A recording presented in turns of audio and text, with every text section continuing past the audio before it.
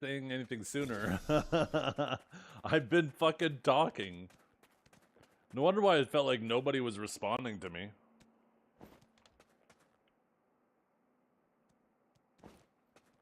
Thank you, Knight. I appreciate that. Yeah, if you guys see me moving and stuff and I'm not talking, then you know what's up. Actually, you know what? Fuck. Let's go upgrade some lightstones. My mic is also super quiet. Interesting. Let's see. Sound settings. Oh my god. Okay, my microphone's up for some reason at 50%. Now turn back up to 100. I wonder what the hell did that.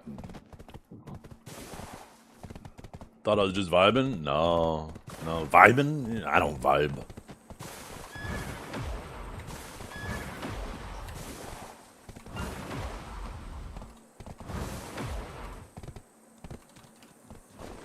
Okay, so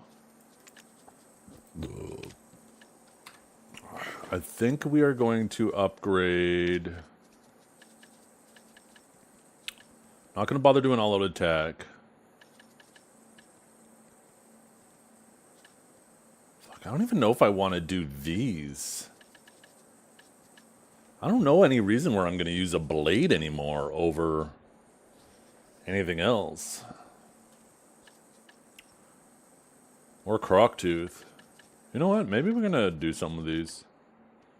Like Demi-Human I might use sometime. Is that the end? Let's go! Yo, what's up, Adix?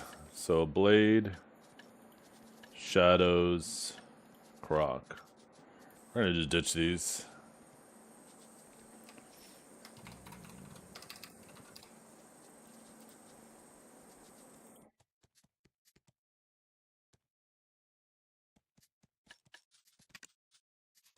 I don't even know if I'm gonna use all-out attack on anything anymore either, to be completely honest.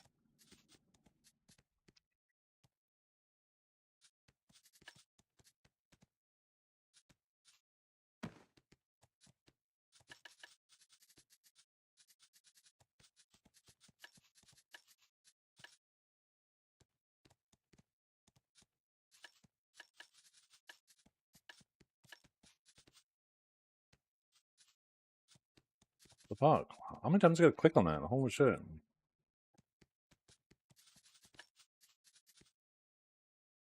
Yo, what's up, Benny?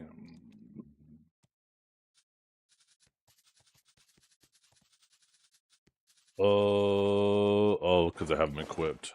Oh. Yes, save it.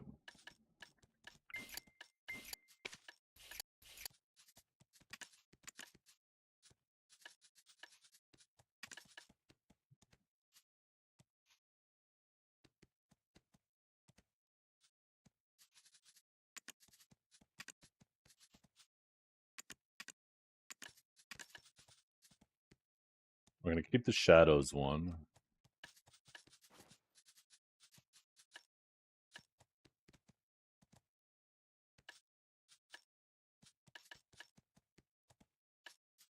There we go.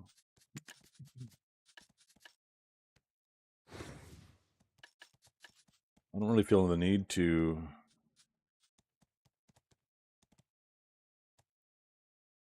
do other ones.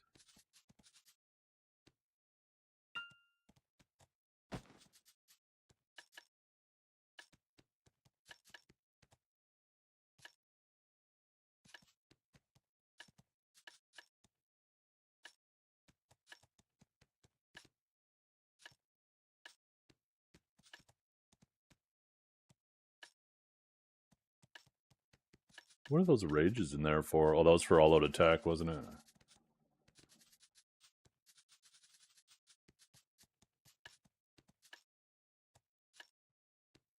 Okay, so that's Shadows.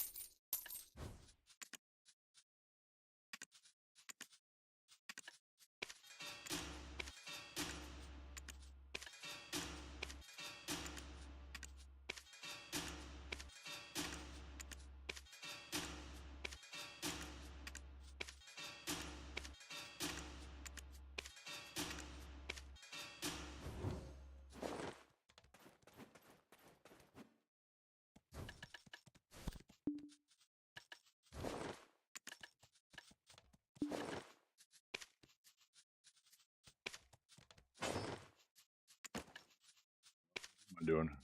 There we go.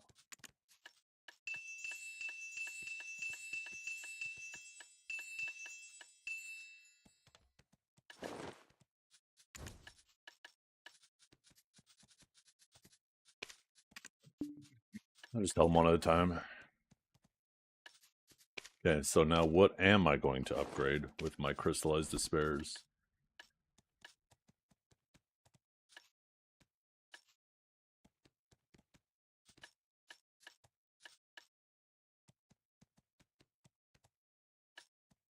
Don't even feel like I should be keeping these ones.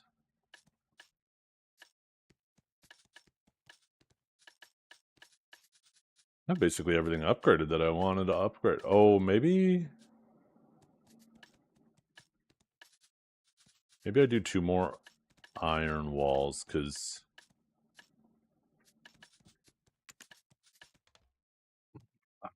not save that.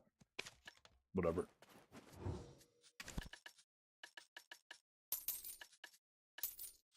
Oh shit, I already bought one. Didn't hear this sound. Wait, why did it not equip? Fuck.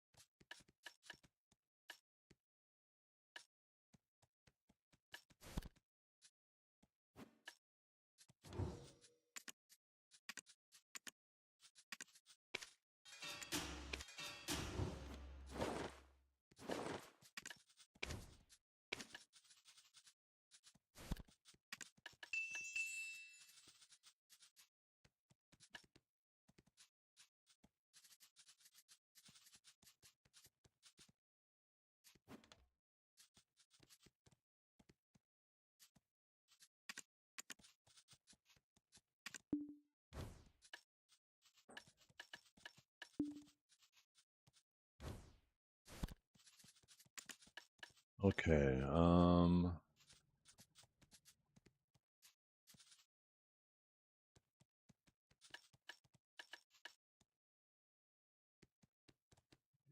50 and 100, eh?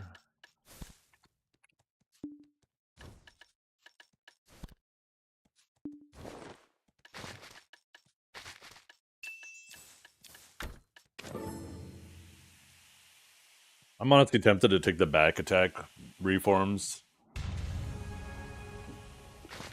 out of my weapons. I'm just putting the evasion ones back in. I don't know why, I just have this it bothers me to be playing an evasion class and have an evasion self buff. And it feels so useless. I just so desperately want to feel like I'm getting use out of it. Even though logically after the tests I did with Divios, I know that I'm not getting any use out of it, even if I put the evasion in it.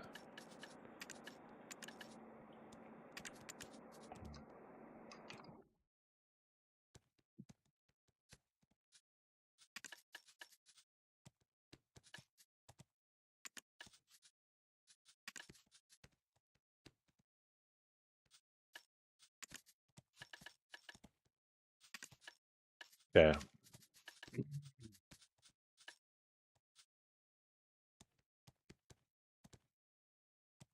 I don't even know if I want to keep this, this set.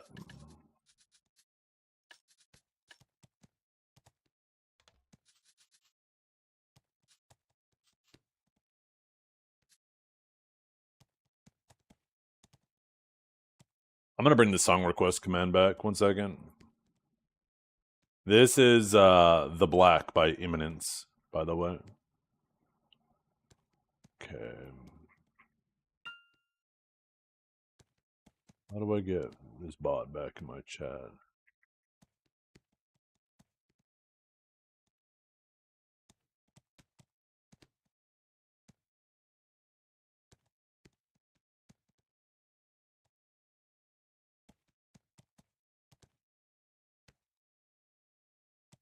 There we go. Let's see if it's working now. There we go.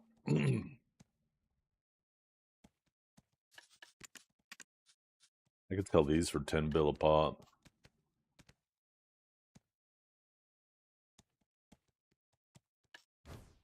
I just hate selling something that I might end up wanting back later, and I do not want to have to go back out there and grind those things, so you know what, I'll save those. I won't be impulsive with the things that are annoying. Kabuas are easy to get back. There's plenty of reasons to go out to Dark Seekers. Okay, we actually have 182 crystallized energies yet left, though. So now what do I use these on?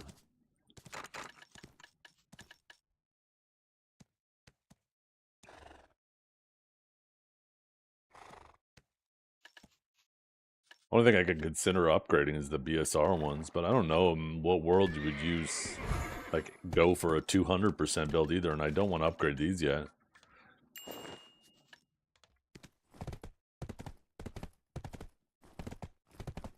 I don't know. We'll just start stockpiling the crystallized energy of end times until I have made a decision.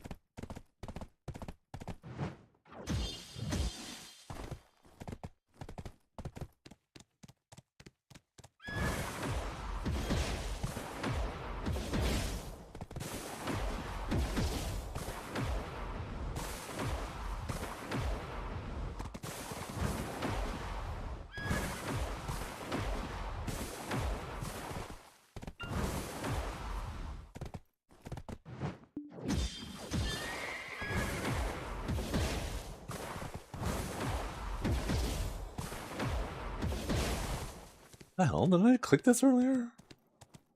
Maybe I just moved past.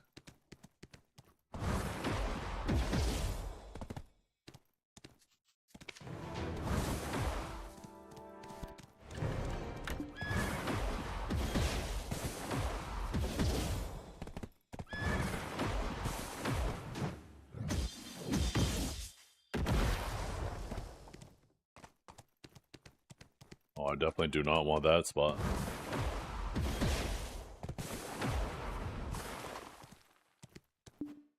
Okay, we have no Sangoon buff, so I guess we should go do that.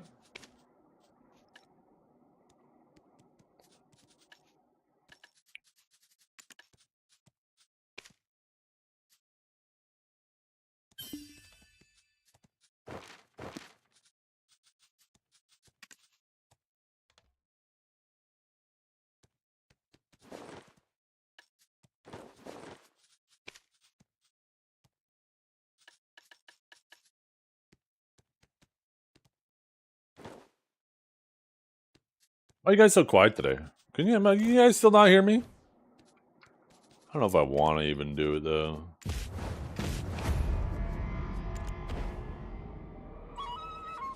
Oh, shit.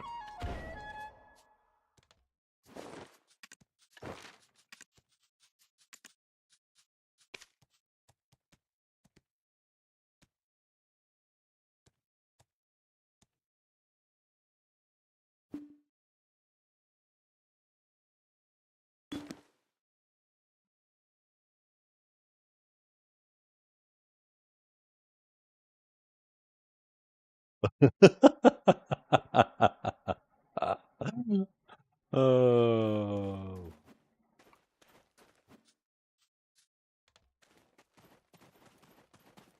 FPS is always so shit in my house. There's too much stuff in there.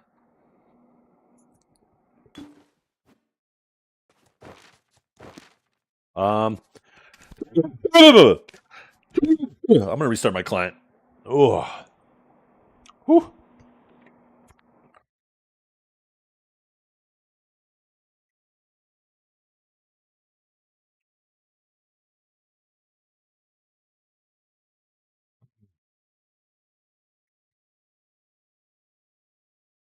Let's...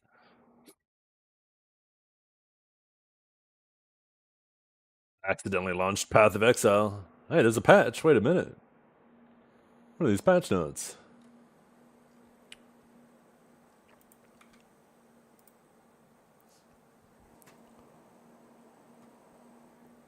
I need a good mouse pad, like desk mat. And I want one. I need one, actually. That has like a wireless charging setup. I think I need to just go with the Logitech one. Get like a good Logitech one, get the whole kit.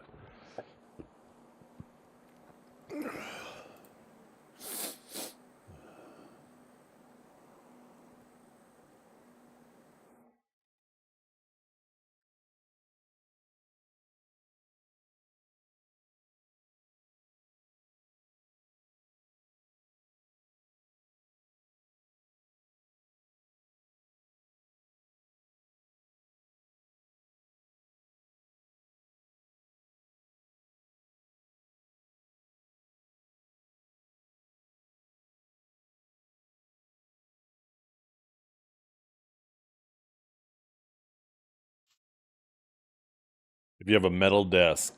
Oh, well, my desk isn't metal.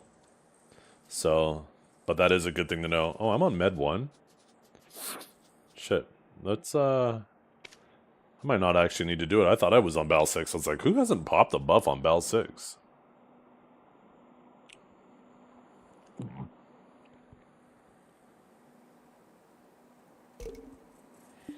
But now there's someone in my fucking spot! Who is this? Emmanuel. Fucking right.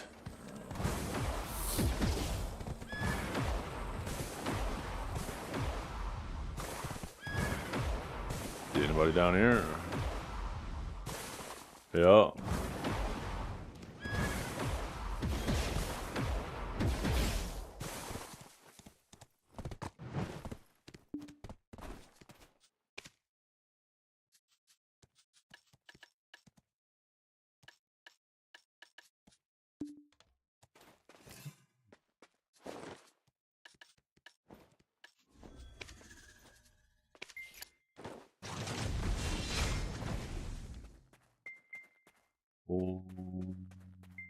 Why does my AP look low? Why am I at 1966?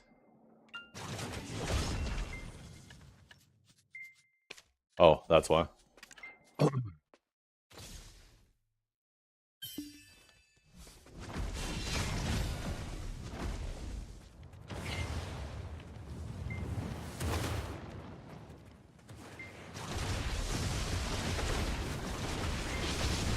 I have the Kinjara. I have the Logitech. I think it's what, the G502X or some bullshit like that. Once you get like the little wireless charging thing that goes in the bottom of it, does that work with basically any wireless charging pad? I imagine it does, right? I don't know how they proprietarize. Is that a word? Make it proprietary?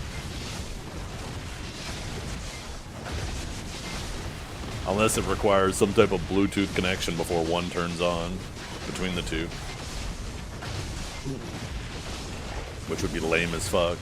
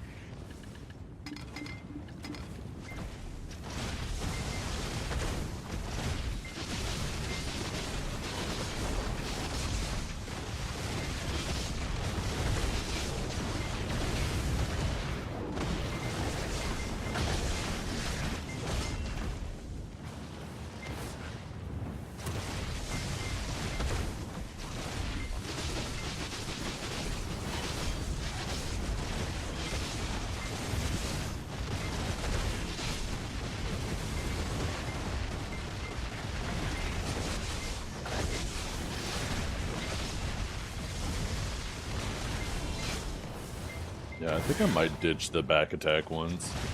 Keep the crit damage. Back attack ones are primarily PvE anyways.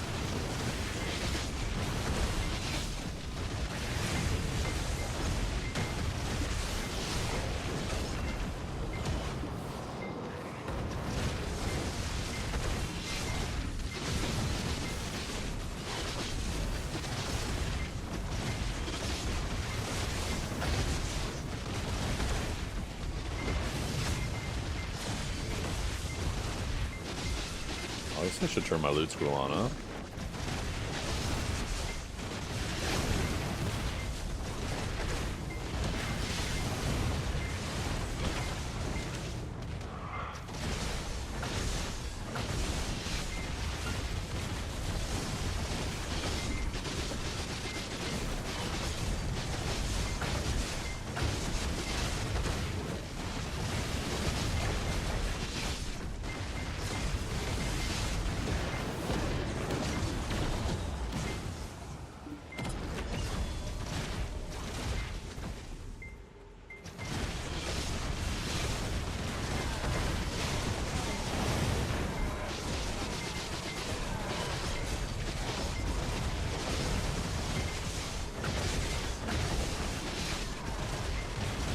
Oh, gotcha.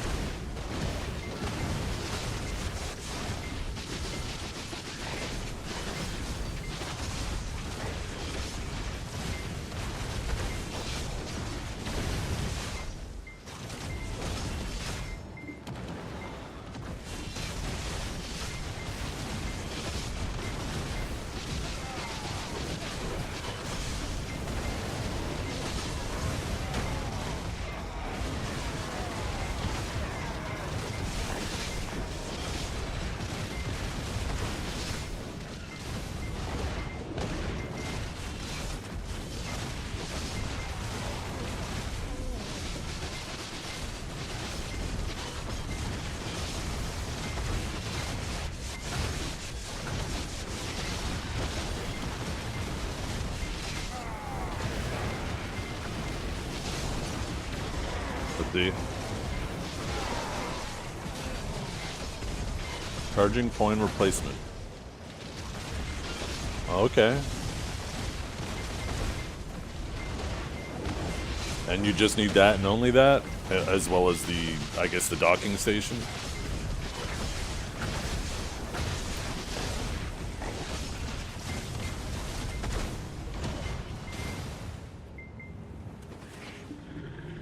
Okay, interesting.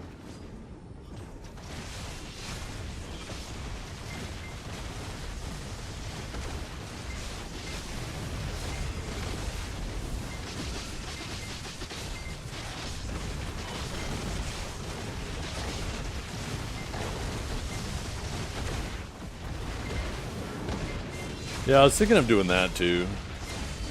I'm just trying to get as many wires off my desk as possible.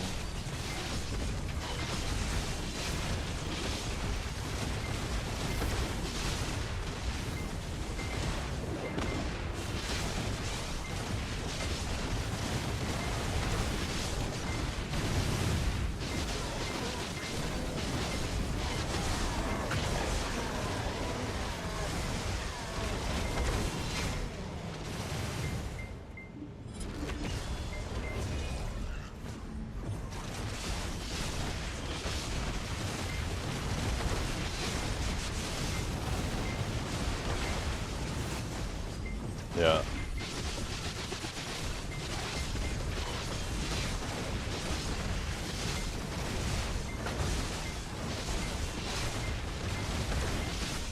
Embrace the rat's nest. You should have seen how it used to look.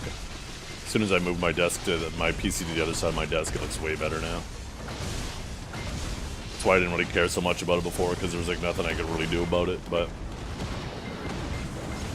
I actually need to get a longer Ethernet cable though, because the one that I'm using is... barely. It's stretched to its absolute limits. And maybe even a couple percentages beyond.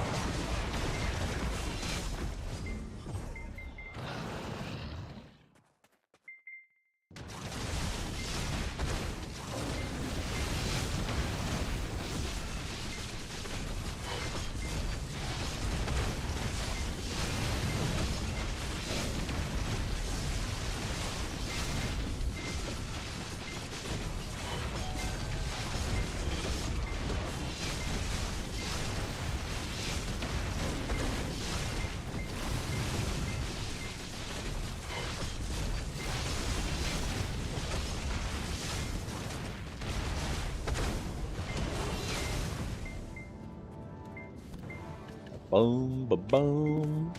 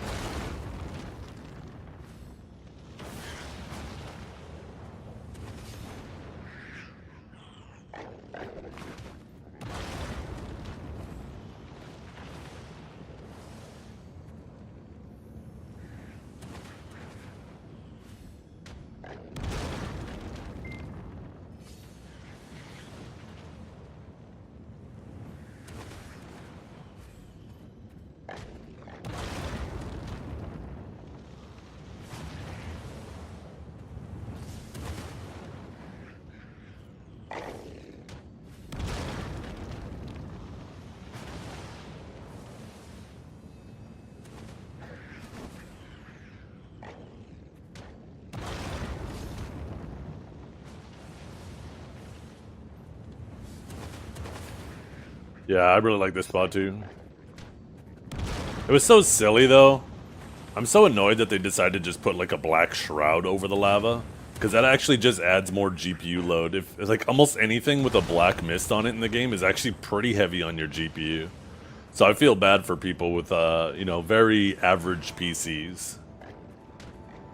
It feels like such a lazy way of addressing the brightness problem.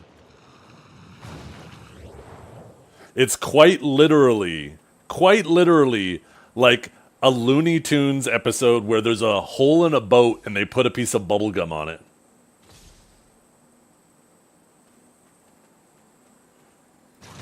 That's quite literally what they did.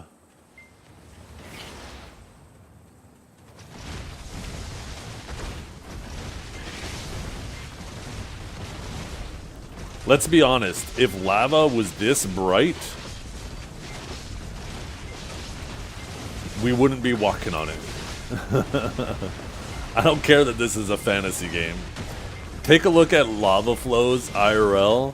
Most of them are actually still really dark. It just looks like slightly moving rock with little bits of light occasionally breaking through cracks here and there. They could have very easily still made it look like realistic lava and not be as bright. In fact, this is, to me, less realistic. I guess assuming realism is what they're going for, which I know, I guess probably isn't.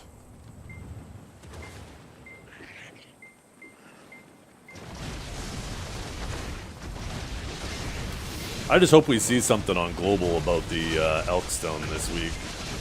I really want that 3 AP, because like for PvE, that extra 22 monster damage is super convenient. Yeah. Actually, you wouldn't be submerged. Believe it or not, lava is still really dense, and you would actually walk on it. Even if you jumped from a high place, you would splat on it like you would be hitting a sidewalk. You actually wouldn't be submerging in it.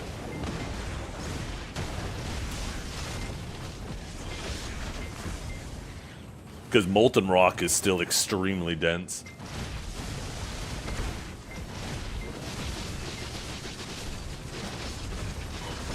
I don't know if you read Guild Chat, but I'm a bitch. Oh, I restarted my client. Why are you a bitch? I saw you clicking your deck Awakening, so I'm assuming you hit that. Let me guess, attempt number 29.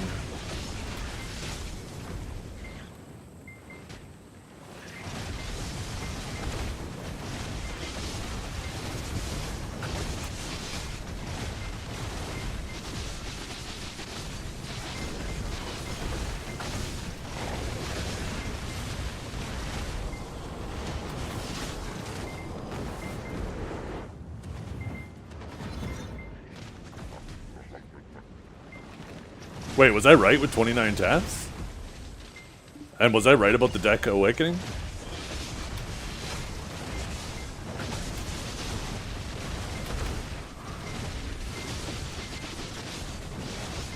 $34. Oh my god. You fucking rat.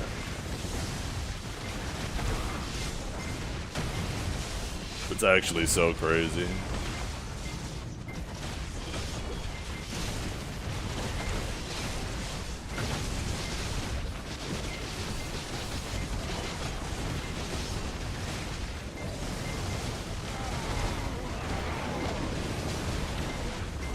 Brillions of silver handed to you, man. That's crazy.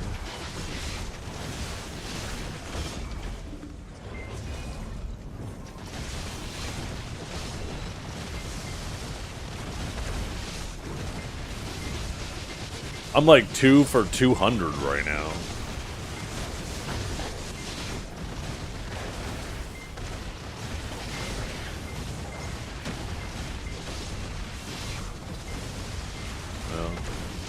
XP isn't that great here. It's only like 2/3 of what Orbita and Darkseeker is.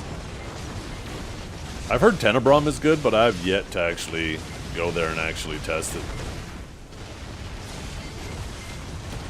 But yeah, this was only like 2/3 of Orbita. Orbita was actually solid XP.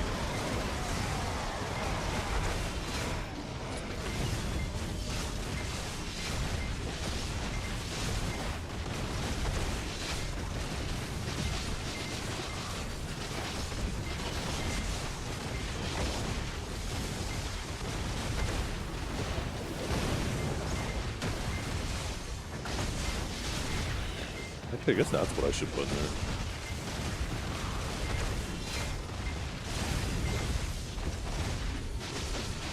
there. Yeah. I mean, is it nerfed XP wise? I don't think that should be the case. The AFK phase hurt the trash. I don't think it's gonna hurt the XP.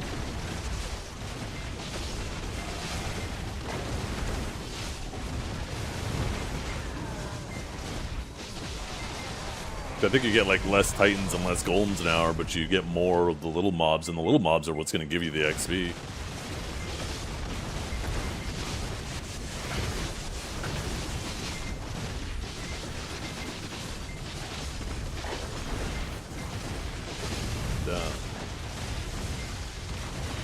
This game has always been quantity over quality, and having longer AFK phases just means more trash mobs. This place is getting an EXP buff? Is it like an actual EXP buff? Wait. For real? I don't remember seeing that. Did they say how much they're bumping it? Oh, okay. Yeah.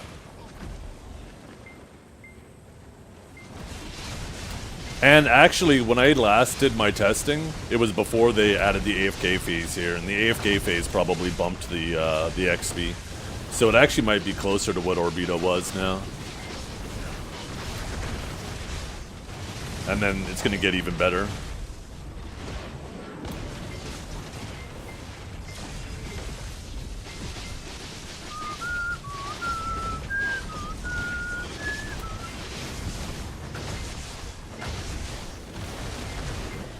I hope whatever they do with the Elkstone Divios, I hope you pity it. You fucking owe it to this game. You've been far too carried on every goddamn thing. You're my homie, but you can't keep getting away with this.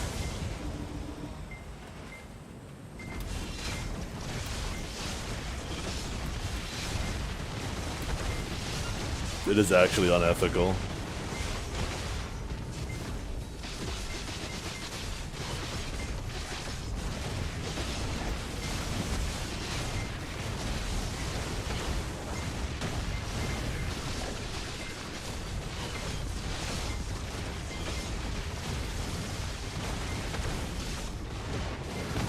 It is absolutely so unethical.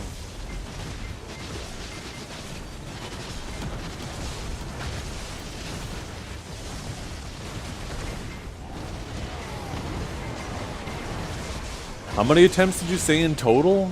30 something? No, it was 34. No, you said 70, right? 70 across all three. Yeah, I was about to look that up. 2.7 trillion. Jesus fucking Christ.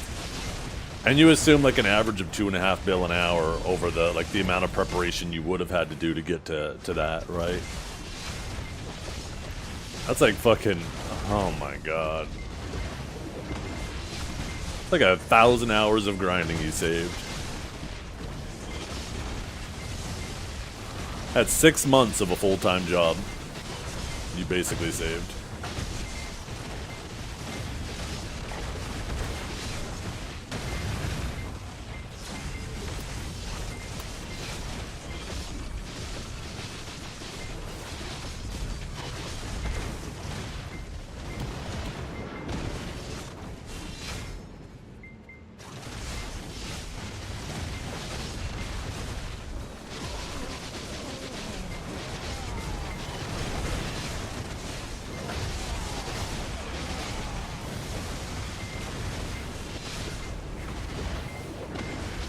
I don't, Garnier. You say that again, I'm gonna ban you. I need to see this man's resolve. I need to see if he has the mental fortitude of Biseptimus. This man makes Blonde Bear look like Biseptimus.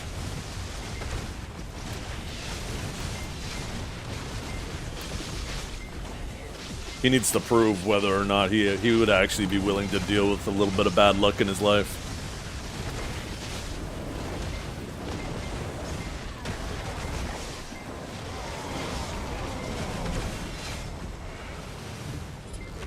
Look at him. Look at that smug bitch, the shit he's typing. Look at that Garnier.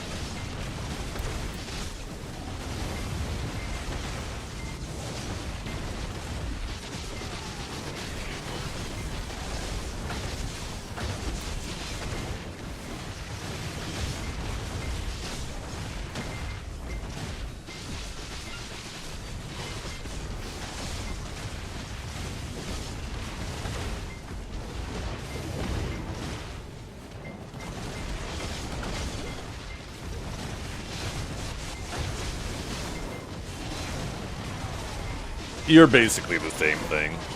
Let's be honest, at that point, it's pennies difference between the two. When you consider the total amount that you both saved. Sure. You saved 3 trillion, he saved 3.5 trillion. It's basically the same thing.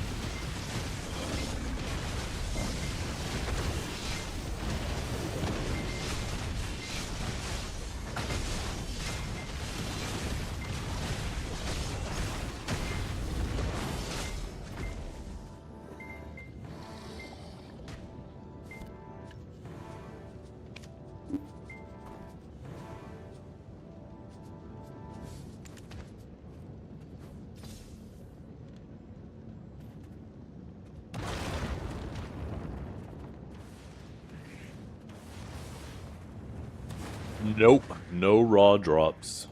Only Hans. Those are like almost a daily thing, but yeah, no heralds, no crystals. So how much faster is this AFK phase going to be? Because right now it's 2 minutes. Did they say if they're dropping it down to like a minute or something?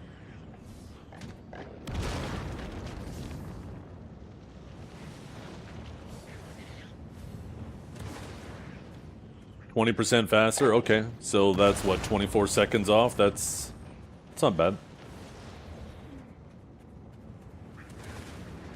Oh, and a little bit of a faster startup too. Okay, so maybe a little bit less than 2. Shit. It'll probably be about 1.5 minutes then is my guess. I bet that 60% faster startup takes off the first, you know, little bit of seconds. That's pretty sick though. Do you think that they realize that having these AFK phases too long is getting people killed to the little anti-AFK thing? Because people are dying at Orbita and stuff because the AFK phase is too long. And they just stand there, right? And then they come back and they're dead.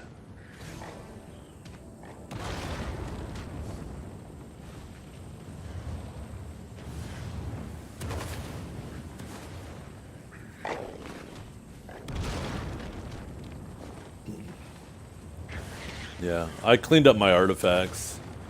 I don't need... I feel like I didn't need to have so many different PvE artifacts anymore with the way they change things.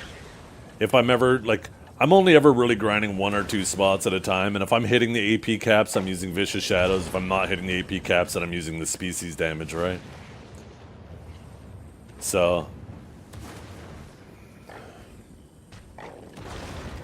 I got my, my Steel Shield, I think it's called, in here. I have an Evasion Blight set up that I basically never use. I have my DR Blight set up, I have my Rigid. So...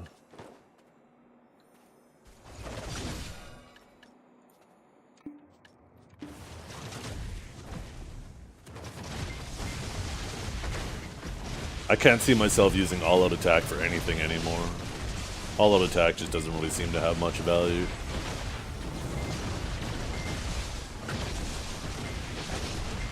Yep, you will be able to extract crons from it. They said it in the patch notes approximately 2, maybe 3 weeks ago now. Maybe I'll get lucky, they'll do a caution price increase at the same time. And then even though Divio saved 2.5 trillion, I'll earn like 1.5 trillion. Let's go! Yo, what is up, Mr. Biceptimus? How are you all doing today?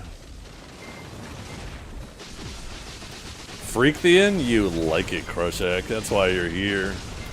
You felt a little tingle where you tinkle. Wait, what's this? Oh, the combat XP, yeah.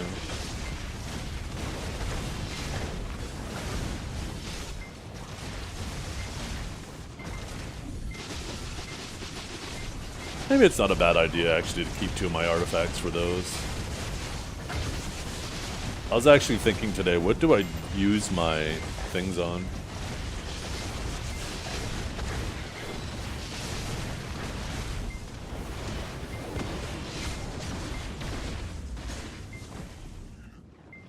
Yeah. Well, if you want the AP, a good way to get the AP back is to drop this really shitty Splendid Stone and wear that really strong Vel. Please, for the love of God, give us that AP.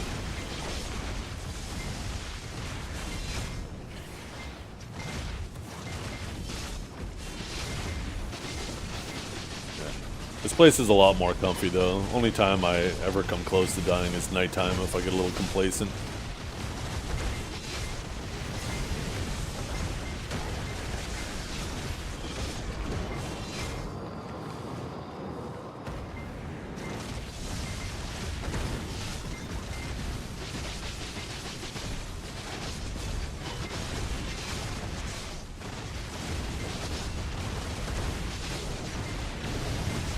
No, they're just going to make a new Elkstone. They're not going to add another tier above what a system that they didn't even want to support.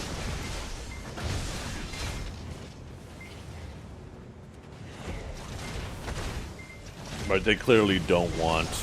Like, look how long it's taken them to even acknowledge the old Elkstone system, right? It's clear they don't want to support it.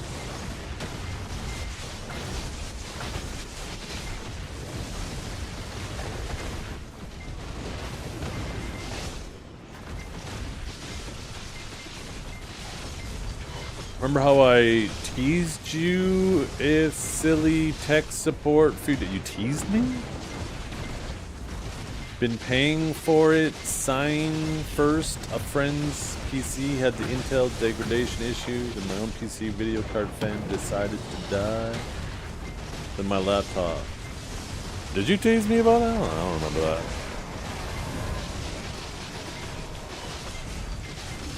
I have a feeling you might be thinking of someone else.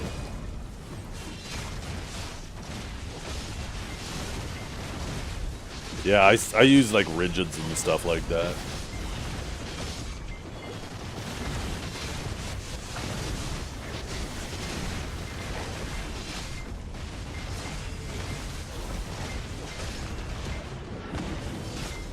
Oh yeah, that's right, that stupid comment. I remember that now.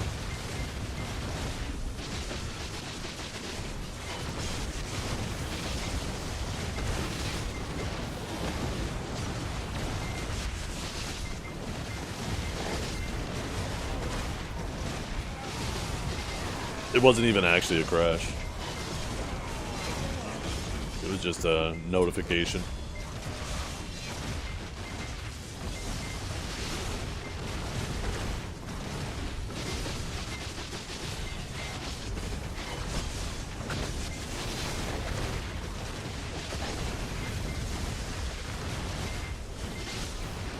Dead steady problem with mechanic 3 of 5 times? No, I have no idea what you're talking about, Valajack. I would like to answer your question, but I'm assuming you're talking about City of the Dead.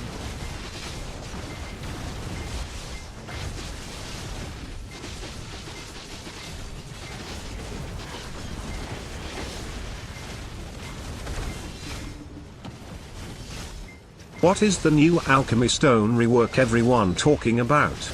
Is it going to replace Velheart? We don't know. We're just speculating. That's all you need to know is everything we're all talking about is speculation. Just trying to predict.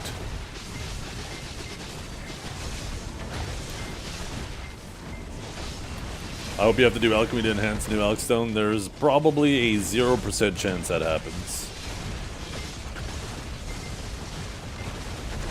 Why do we even talk about rework? Because it's fun. It's fun to speculate and then see when they do something how close you are.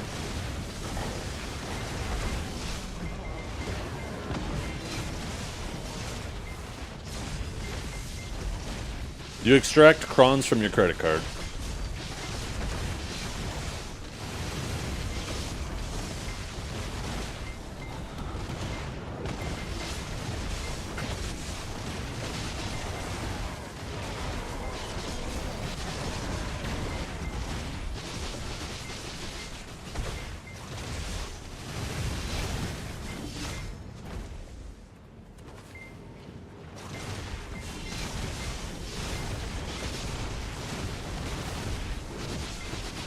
Not gonna lie, that would piss me off. If they made a new alchemy stone and they had to use the same Adonia stones that you use for your armors, that shit would piss me off.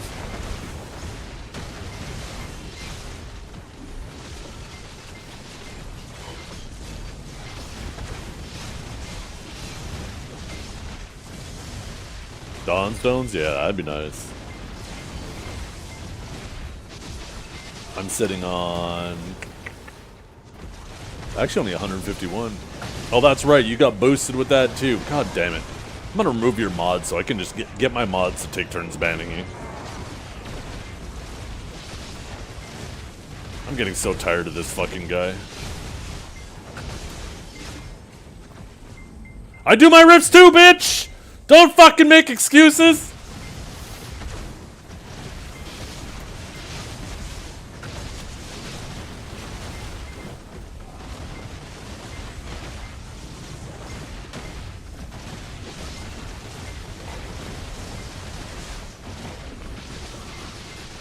This is actually like the first week I haven't done my riffs immediately.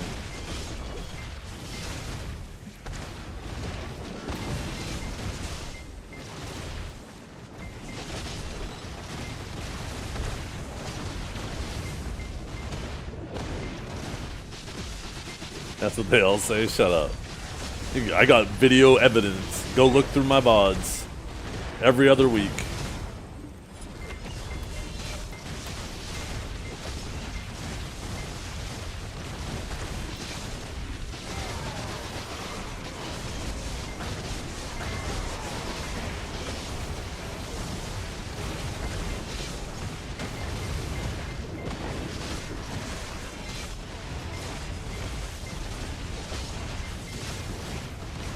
I don't even want to upgrade my rest of my Hans, Divios.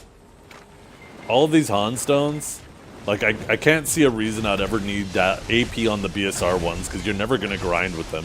There's no reason to try to grind with a 200%. There's no reason to have like more than one accuracy one currently.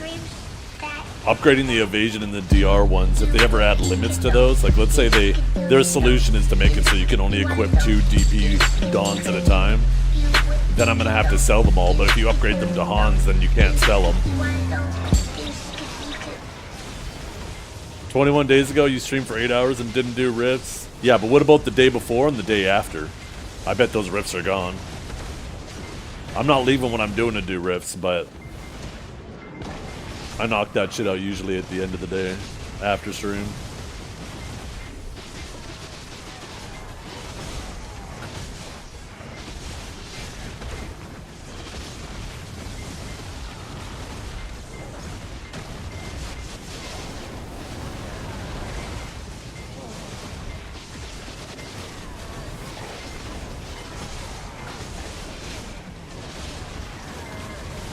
Yeah, you're really trying to get banned.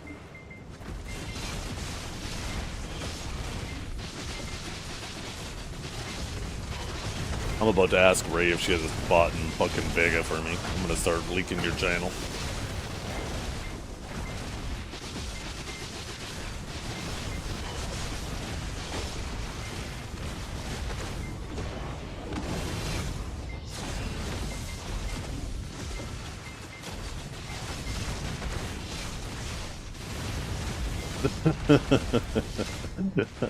Good morning, Valky. How you doing?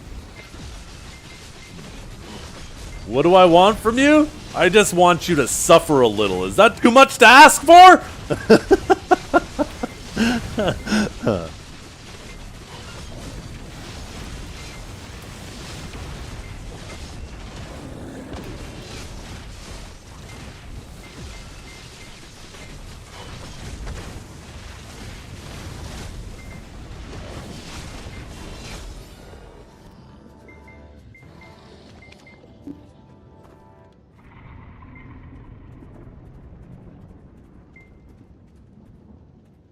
Yeah, maybe, you know what?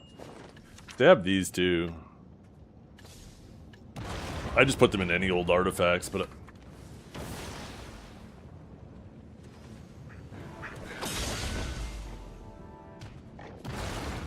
oh wait, no, I'm looking for experience. Holy fuck, how many different things am I gonna fucking type? What the fucking cold? Oh, alert.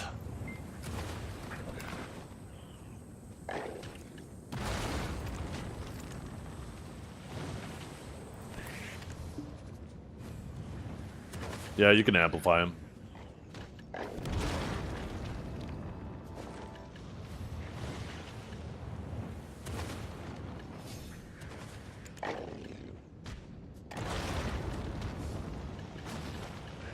What do they go to? Do they go to 50% apiece?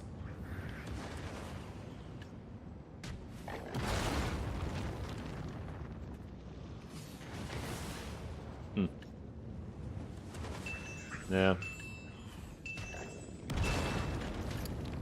I don't really have any other Lightstone setups that I want to update, so...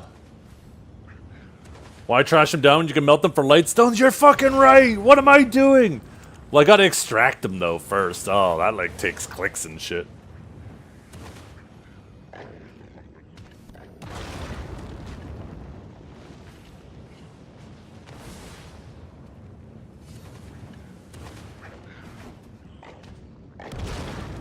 Extracts for Bravit? No, thank you.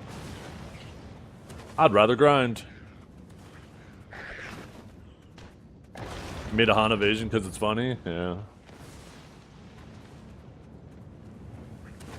Might end up upgrading like 2 of the DR and 2 of the evasion ones to Hans, but I don't see any reason to upgrade more than that. Like I said, if they ever add... If they decide that to deal with these 6 DP crystal, the 6 crystal, the 6 Skittle DP losers, by limiting them down to like 2, then, you know, there's going to be no reason to have 6 anymore, and I'll have to sell, you know, 4 evasion and 4 DR. But if you upgrade them to Hans, you can't actually sell them anymore. I don't know if there's a way to extract it or convert it back to a Jin either. So that's why I'm like, I don't want to upgrade them until I know what they're doing to these Skittle losers.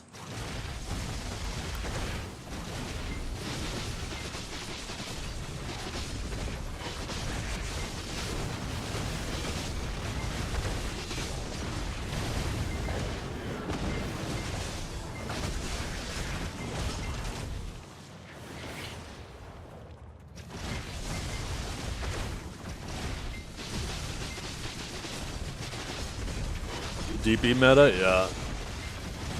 Uncapped fights when you have like 200 people on a battlefield and 100 of them are running 6 blue or green Skittles, mostly blue. Yeah, it's fucking boring. A lot of people. I mean, it's a good way to get all the shit players in your guild who don't know how to play their classes to just have at least some value. So they put on 6 crystals and then they macro a question mark to their hotkeys and they just jump into balls. Yeah, anyone useless is useful. Exactly, right? That's exactly what that shit does.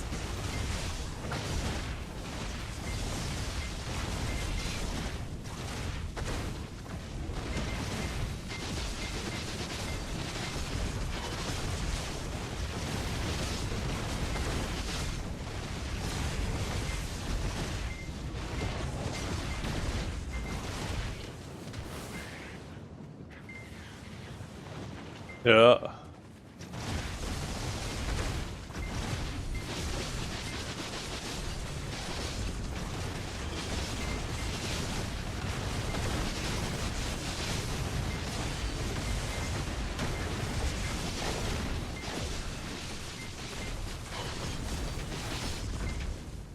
200 primordial blackstones? Nope.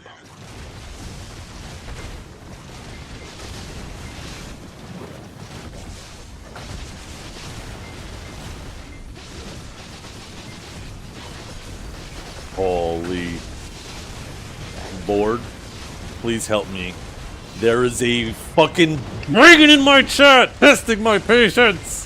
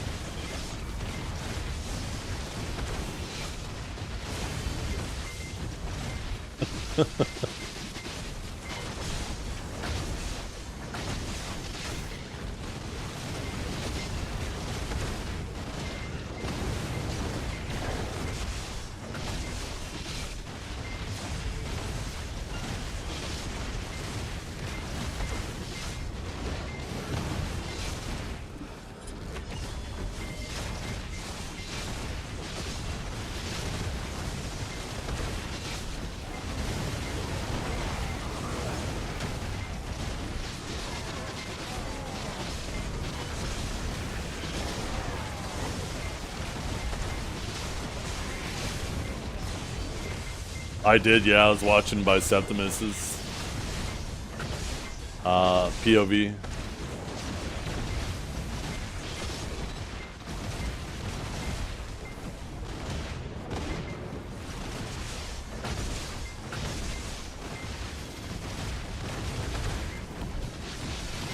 You know what I do if I see a striker ult? I do this. Huh! Huh! That's what I do when I see the striker ult in the last 20 seconds. Oh shit, never mind, I got hit by a tick there, god damn it.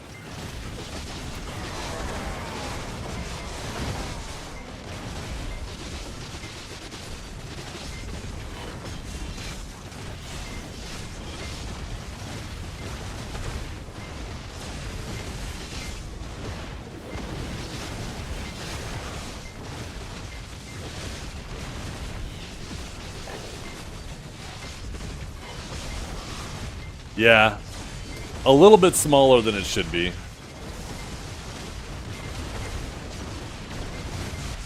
A little bit smaller. Yeah, I think you just kind of put them on the edge, right? Like, they can't move out of the edge, but I guess you can move them out of the edge, and the edge will move on to them if they're CC'd and stuff.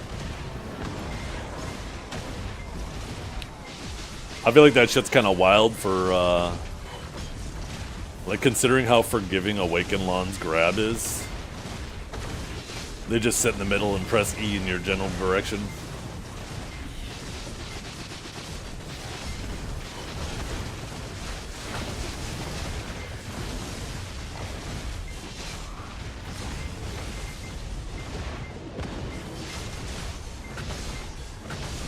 Yeah. What does Awaken Lawn's E buff do again?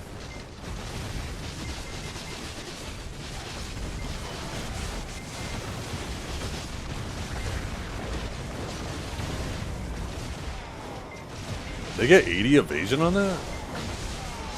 Infinite stand? Yeah. I feel like for me it wouldn't be that big of a deal, because I could just do lightning prison and chain lightning and I can actually zap them when they're in the air. But for like any class that can't. Wait, are they? I don't think they're iframed the whole time they're in the air though. I think they're just iframing. They're iframed when they're ascending, right?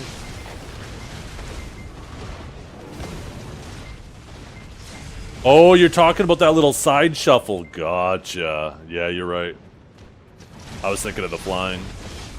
Oh shit, why am I not finishing him? Ah, you fucking reset. God damn it.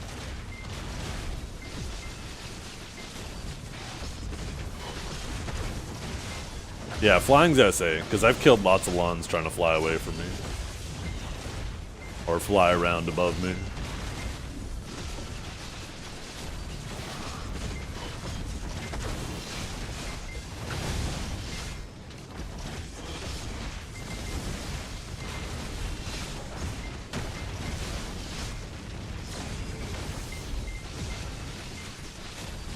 Oh, yeah. Honestly, I feel like Awakened Sage is kind of solid there, too. Because you can't even get distance. I could just keep spamming my movement damage over top of you, and you can't even get distance to try to space it out.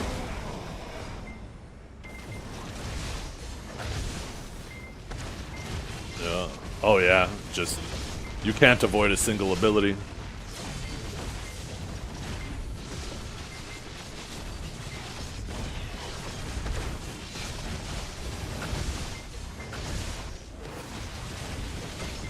The only trouble is making it to the last 30 seconds and still having stamina.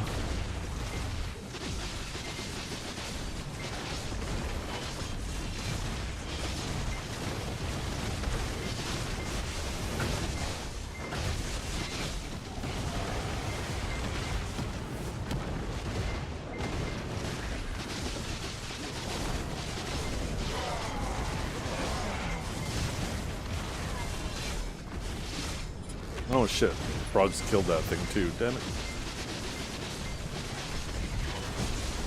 Man, that is so crazy to me.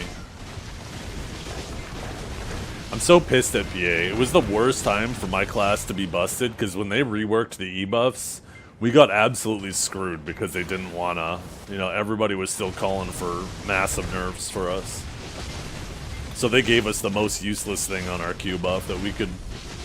I honestly would rather have fucking stamina on it, or some of this other shit that other classes have that they call useless. Fucking crit chance is so dumb. Like, I don't know who thought that we needed that.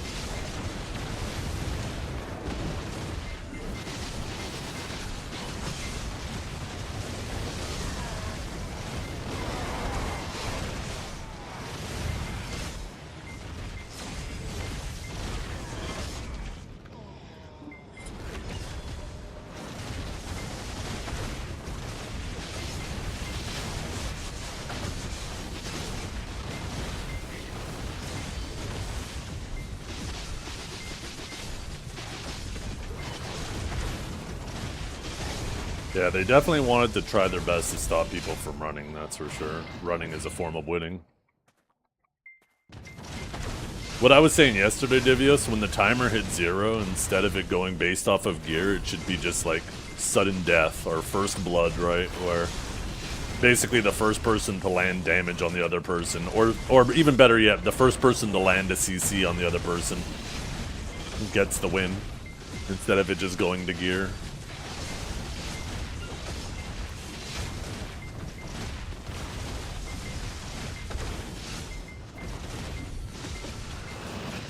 Or have all health recovery stop. And then you just gotta slowly try to chip each other down.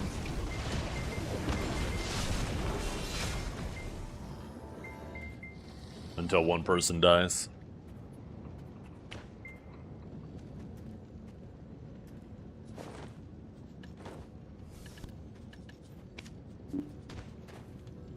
Oh. Yeah, this startup phase is actually way too long. That was so fucking long.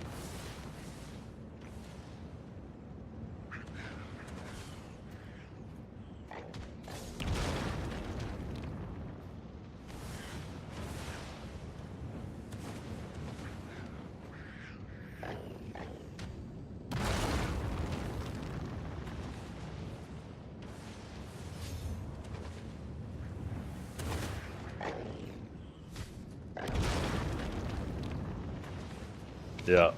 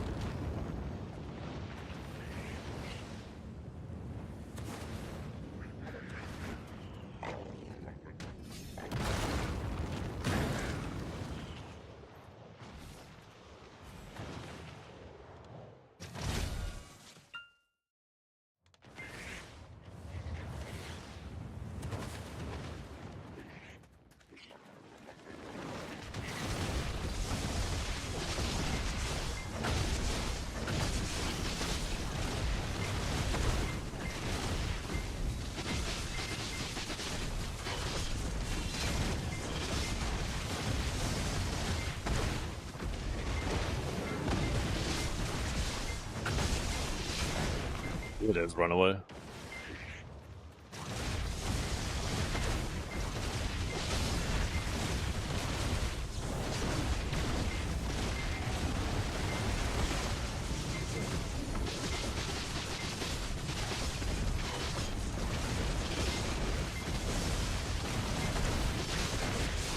Yeah, I still have no interest in buying a pen Fallen God.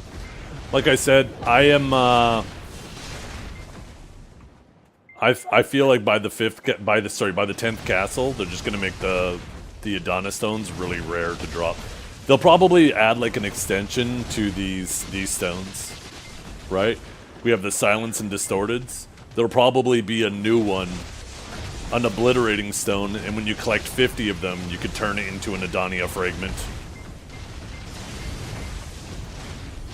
So it'll take you a fuckload of time, but you can grind up extra clicks by the 10th castle. Yeah, even at 10 a week, it's going to be a lot easier, right? Even if they just follow the trend they're doing.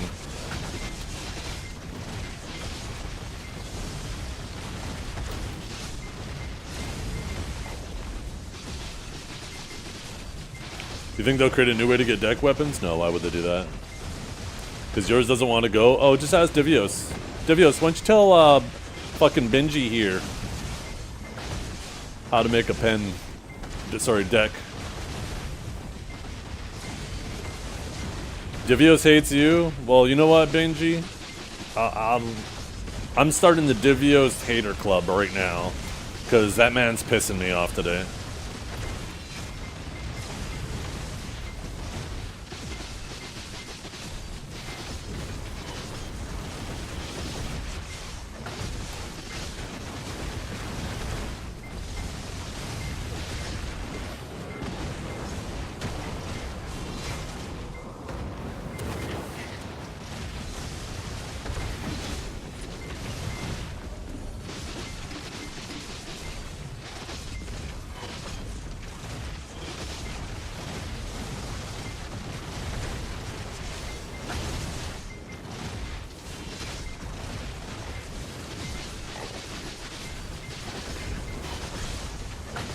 I played like 19 datas and once your stage cast spells faster than mine.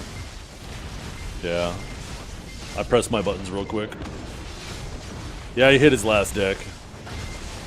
He got all 3 decks in like 70 clicks.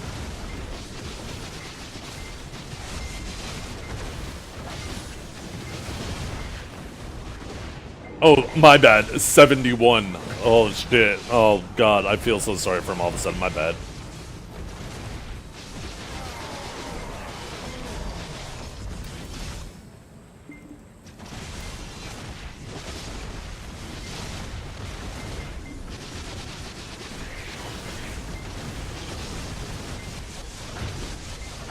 Ask this man what his average was on his pen debos. Ask this man what his average was on his deck Karazad. This man hasn't struggled on a single thing in his life.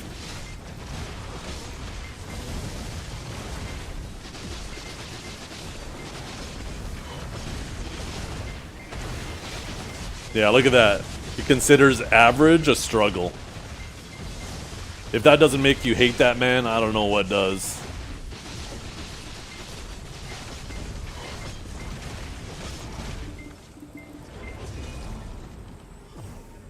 I hope he pities every deck armor. That's what I hope.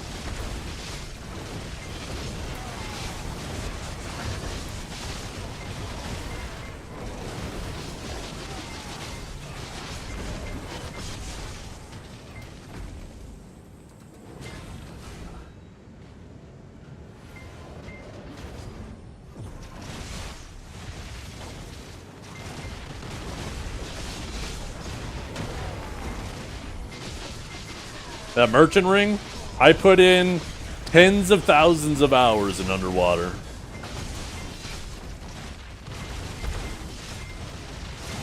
Tens of thousands.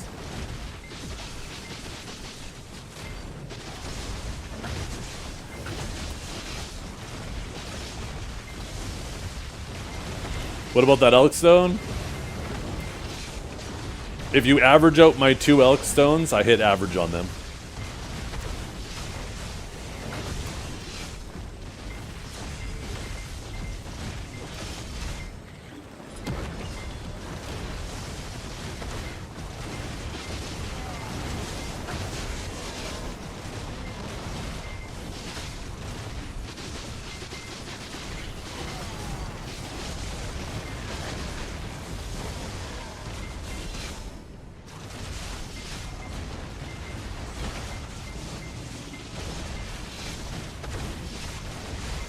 I knew there was a reason to I kept my bells. Yeah.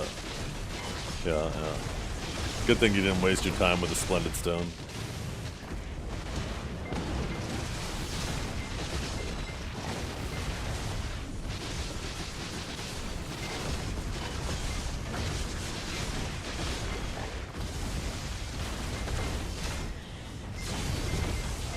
Yeah, 1 bill every 2 hours, an extra 500 bill an hour, or 500 mil an hour.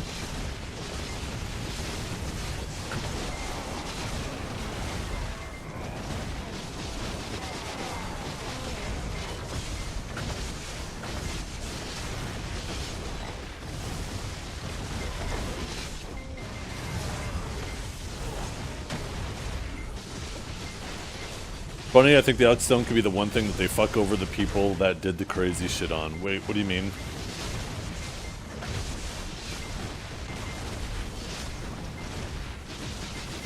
Oh, yeah.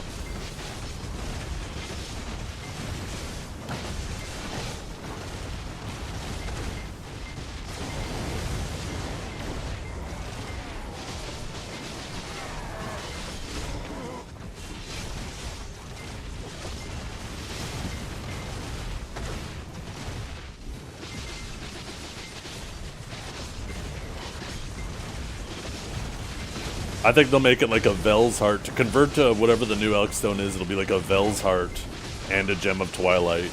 So that's effectively like an 80 bill cost for a base. And then a Splendid will be exchanged for a Tri, which will probably be like another 70 bill on top on average to make a Tri. So it'll be about the equivalent of 150 bill. And then a Shining will be exchanged for a Nov, which will probably be like a 500, 600 bill cost. And then deck will probably be similar to like a Sovereign, a deck Sovereign weapon.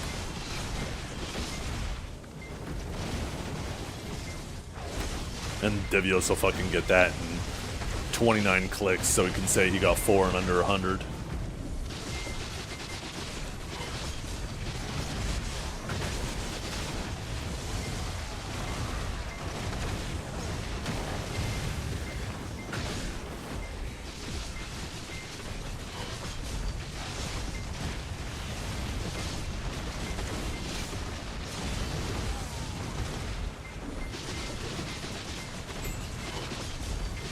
Oh my god, I'm fucking rich! Completely forgot I was selling those. I don't know how long those have been sitting there.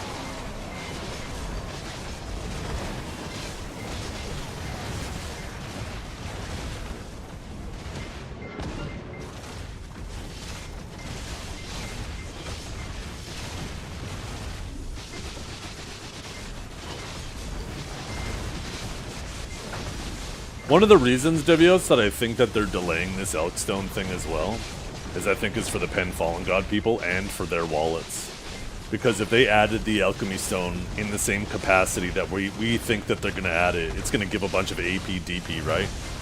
And if they were to do that right now, the benefit of having a Pen Fallen God prior to this change would be immediately gone.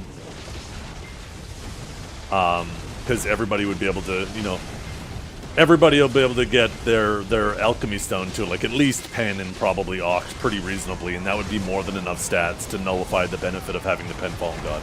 And on top of that, and this is the biggest kicker, is right now you have to have a deck weapon and offhand in order to do Caphras.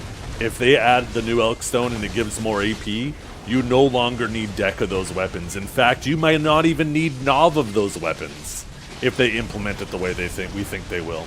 So I think they're trying to wait it out a bit, get people swiping as much as possible, people who have FOMO and want to do Caphras, and then they're going to implement it after. And then they'll balance the next 5 castles around the new Elkstone existing.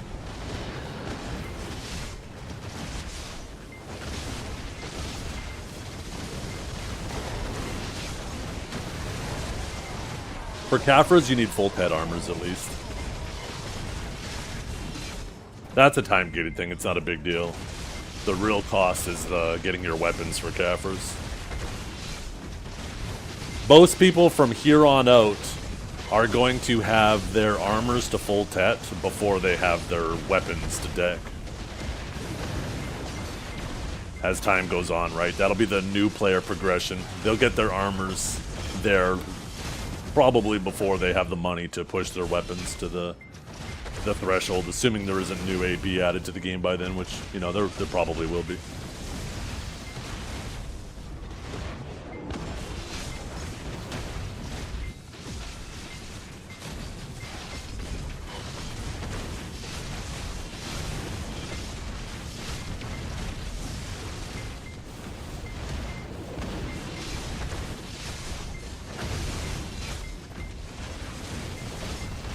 Thing is, though, you could be saving up stones already. Getting to full tri-armors is easy, and that's all you need.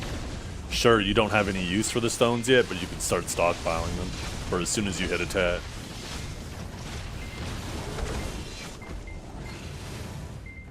And you should be doing that ASAP.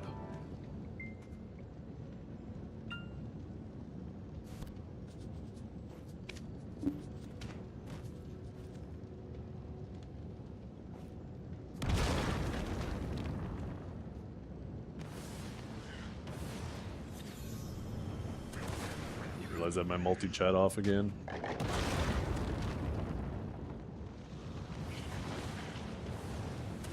Retries in a pin?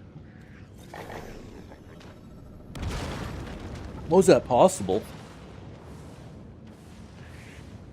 Is that even possible? I thought full try was, like, if you started at full tet Fallen God, I thought full try was the max you could have right now.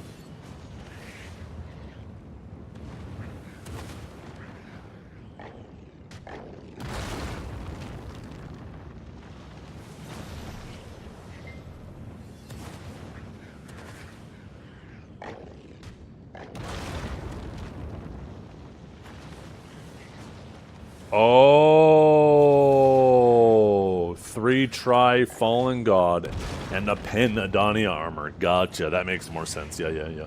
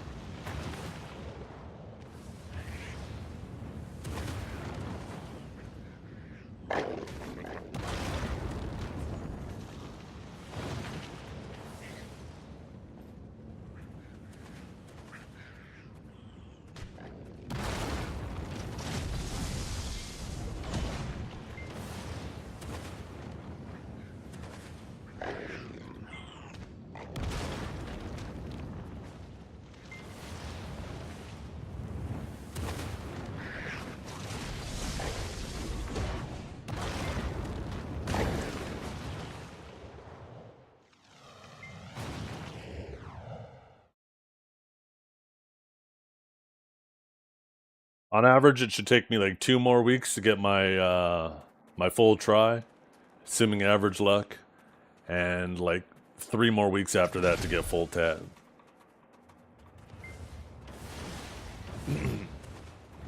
Oh, Sage has ridiculously low DR, yeah. Here right now, yeah, I have 829.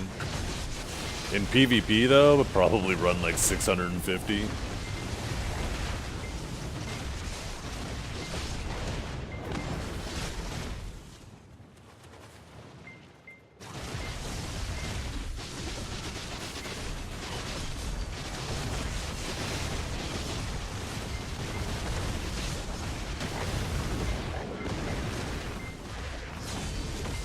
Yeah.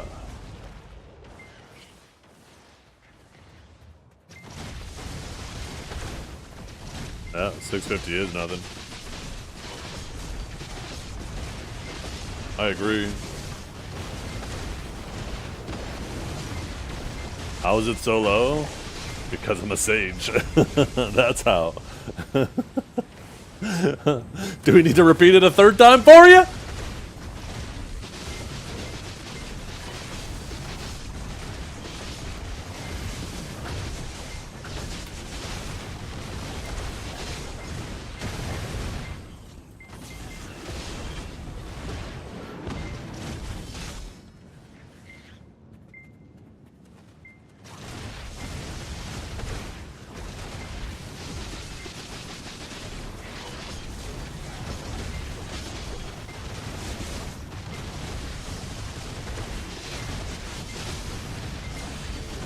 Yeah, it was crazy back in the day, accuracy-wise.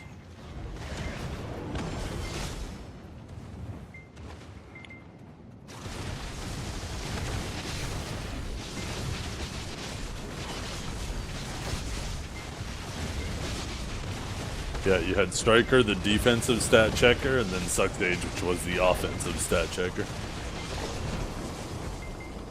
The two opposites of each other.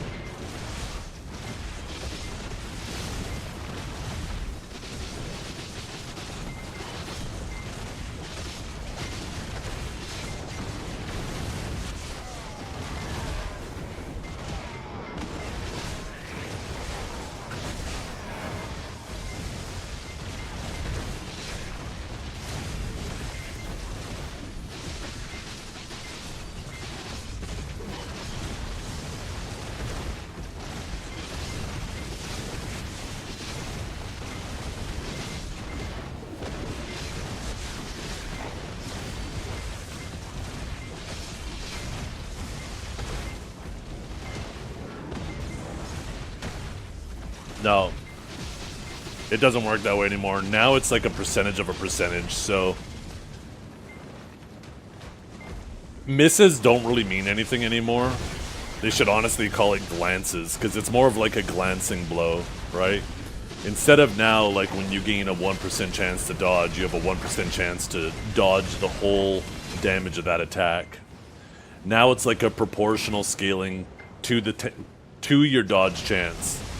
So when you go from 1300, like the exact case that you laid out there, where you gain that 1% chance to dodge, you actually have a 1% chance to dodge 1% of the damage. So it means your survivability actually went up by 0.01%.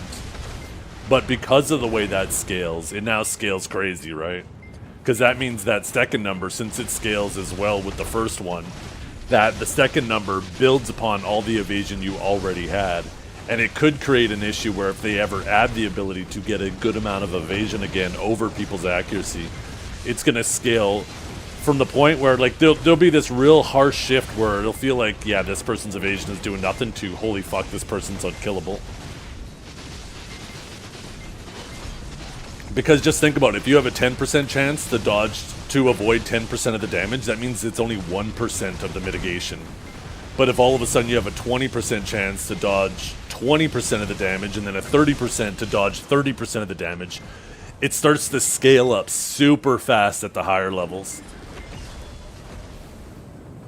But right now there just isn't enough evasion in the game to overcome the absurd amount of accuracy people have.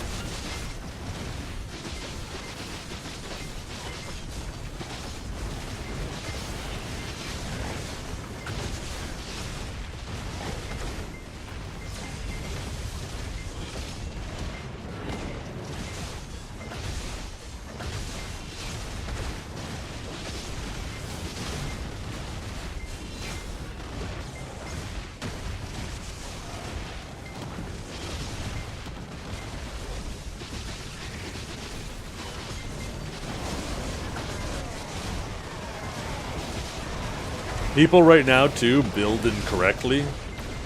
Because they'll fight like somebody like a striker, for example, and they see misses pop up, they think that they're losing a ton of damage, and they don't realize that you'll even miss against the DR striker. But when each of those misses is only taking off 1% of the damage, or 2% or 3%, it's actually such an inconsequential amount that's being avoided. But people will see those misses, and they'll put on 1 or 2 or 3 accuracy dons. And they don't realize that that striker was actually running DR. And sure, now they're not seeing misses anymore, but now the DR that striker is doing is so much more effective. So they get this weird idea like, oh my god, this evasion is so busted. Look at this, I put on more accuracy against the striker and he's even tankier. And they don't realize they were just building the exact opposite of how they were supposed to be building against that striker.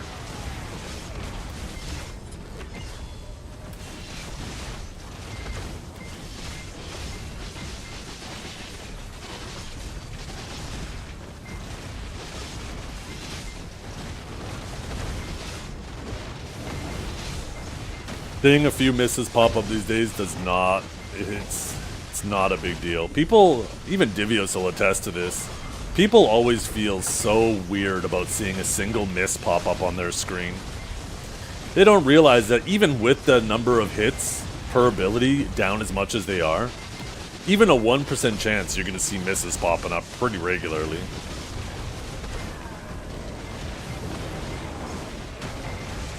But yeah, misses don't really mean anything anymore. All it really does is deceive people when they see misses pop up. Like, take a look at that clip that was on Pistanity, for example. I'm in my full PvE setup when Cowboy jumps me, and that man is still missing on me. I don't have a lick of evasion on, and there's still misses popping up.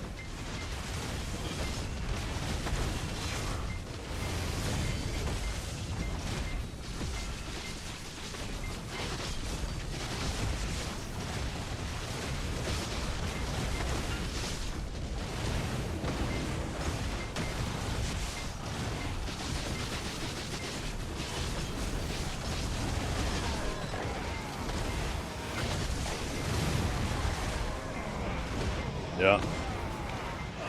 Yeah, I'm at 1100 right now. It's just not a big deal seeing some misses. Here, when we get to the next AFK phase, I'll show you. Like I said, take these numbers with a grain of salt, but this is to the best of my understanding of how P8 changed how evasion works.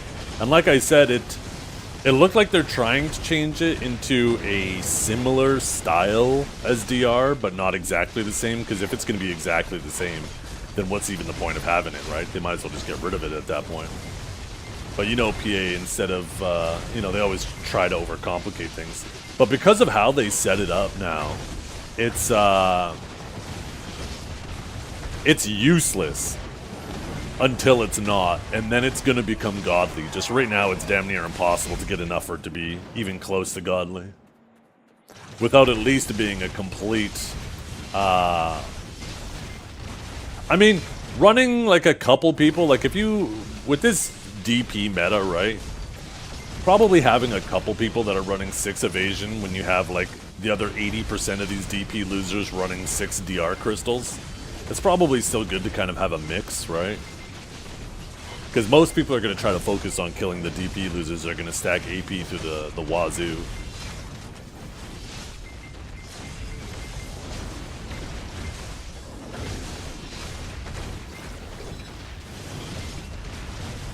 If you're running evasion, you run steel shield. If you're running DR, then you just run rigid. So here, to give an idea, right, of how this shit scales now, right? So if you have a 10% chance to dodge, that means that you also have, when you dodge, you have a 10% damage reduced, which 10% of 10% is 1% damage reduction, right?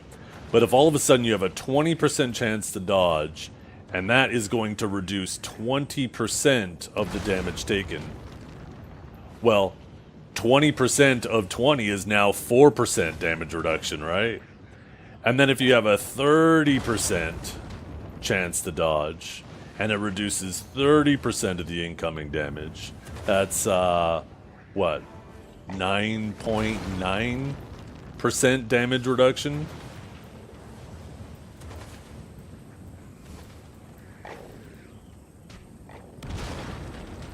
Might have actually did that backwards. Right, so, and then a 40, no, wait, 7, no. I'm fucking up the math. I wonder if it's supposed to increase by 4 each time. I don't think so. 30% chance to dodge.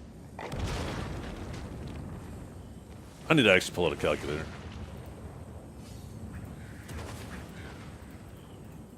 No, that's right, 9%. And then 40% would be 16%, right? So, like, even at 40% chance to dodge, it's not a big deal. And then this is when it's going to start getting crazy. And then you have a 50-50, right? That's your 25%. 60% chance to avoid 60% of the damage.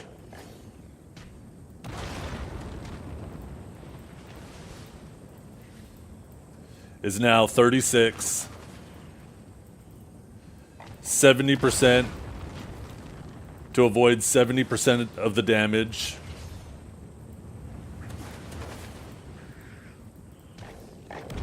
Now you're at 49% reduction. Right, you have to get to a 70% dodge chance to cut the damage in half. 80% to reduce 80% of the damage. Now you're at 64.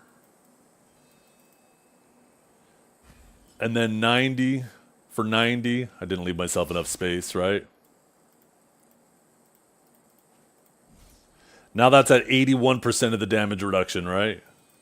Like, it just, these early levels, like, you need so much just to get 50%. You need such a high dodge chance just to cut the damage in half over people's accuracy. And it's so easy that as soon as like, even if you are, like, let's say you are getting close to this number, as soon as they put on like two dawns, Han Dons, right? That's 120 evasion. All of a sudden, that 120 accuracy. All of a sudden, they can bump you from this down to this with just 2 crystal swaps. All of a sudden, they just tripled the damage against you by swapping in 2 Elcars and a Han.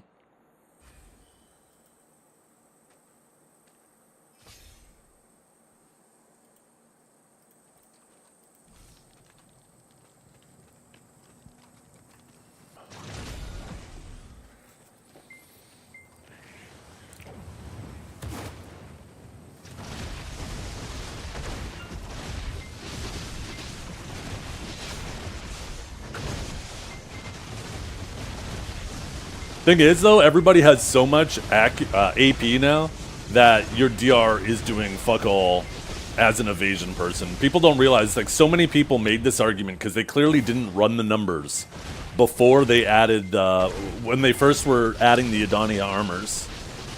They didn't run the numbers. So many people made the argument, oh, sure, yeah, they're gaining, these evasion people are, you know, everybody's gaining a bunch of accuracy, but oh my god, all the DR these evasion people are gaining. It's like they completely forgot that everybody also gained a fuckload of AP as well.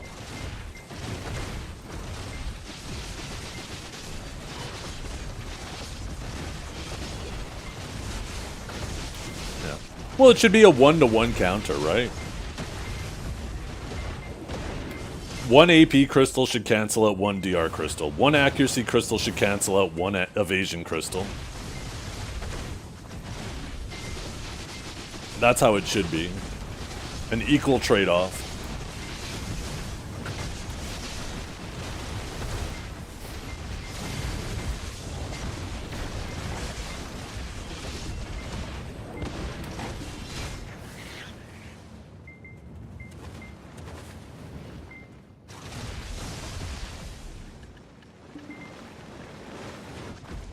Yeah, how many evasion novas do you see though, BC? You know how much AP I have in my build? When I'm Z-buffed, I have almost 1100 AP. You need a heck of a lot more than 850 DR. But goddamn, do I die to a fart in the wind. Rangers in the distance are terrifying.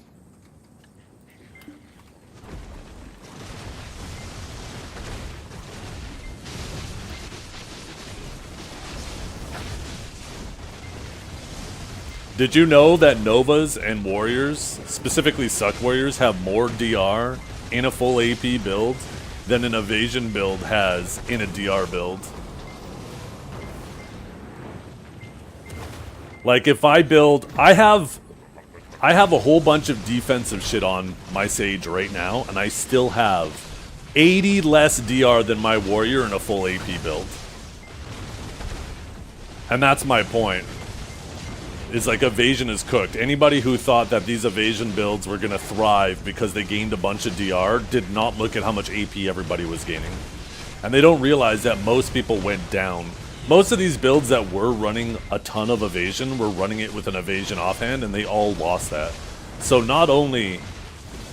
It's not even like their evasion stayed the same and they just gained DR. Their evasion went down.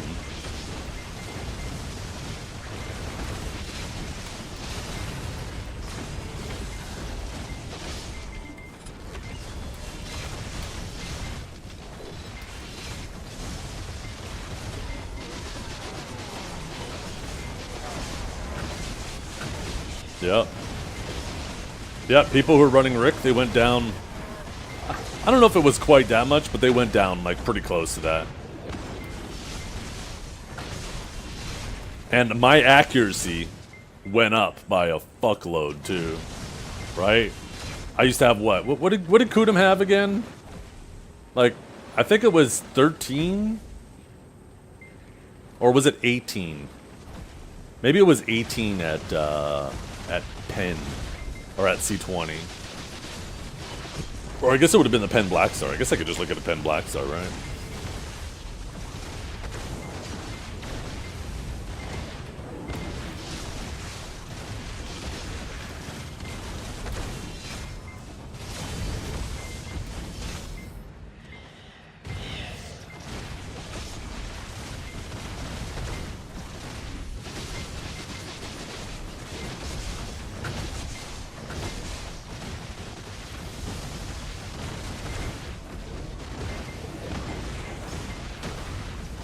Centaur used to be 60 evasion when Centaur was earlier in the game. It was 6 evasion. Back when people still use Centaur, 60 evasion for 21 AP. And yeah, the crystals have been upgraded to be almost the same trade-off as that, but not quite. But it wasn't that, right? It was the amount of accuracy. Like, I legit, without having to change a damn thing, I gained 50 accuracy on my offhand, 50 accuracy on my gloves, and I think like 60 accuracy on my offhand. So I went up 160 accuracy without having to change a damn thing.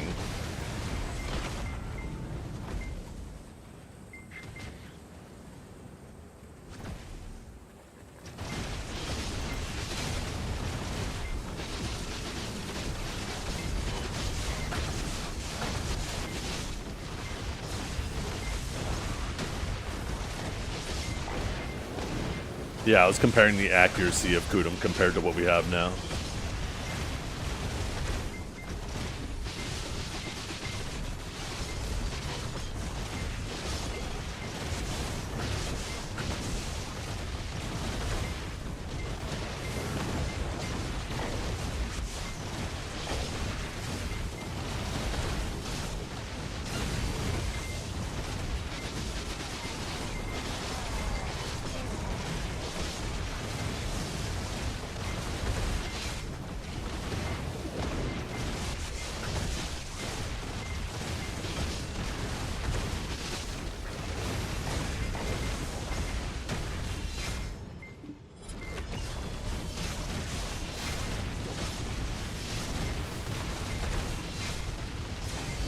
Yeah, it's about equal trade-offs, right? And this was my stance with resists in the past. I never expected them to remove resists, and I definitely like that they removed the resists. I thought the bigger issue at the time, though, that I thought PA would be more likely to do, was just have equal trade-offs, right? The biggest issue with resists in the past is it took you 2 crystals to cap out a resist, but even if you maximize like every crystal you could only cancel out. Like, you would need to invest like 4 or what? Could you wear 6 crystals? Like, between Macalods, 2 Elcars, 2 Ignore crystals in your offhand. Like, you had to invest so many slots just to cancel out 2 resist crystals. I always thought if that was an equal trade-off, then people wouldn't have been so mad about it, right? Because if somebody runs 2 resist crystals, you run 2 Ignores, they cancel each other out, and, you know, it's handled, right?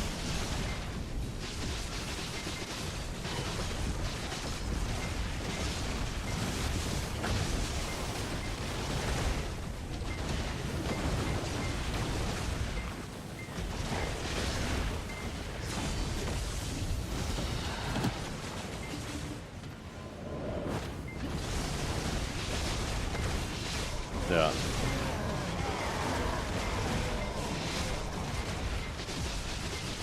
I understand Elcars only being 10% because they covered all 3 resists, so that was like the equivalent to 30%, right? But like the specific ignores that you'd put in your offhand, they should have been minus 25.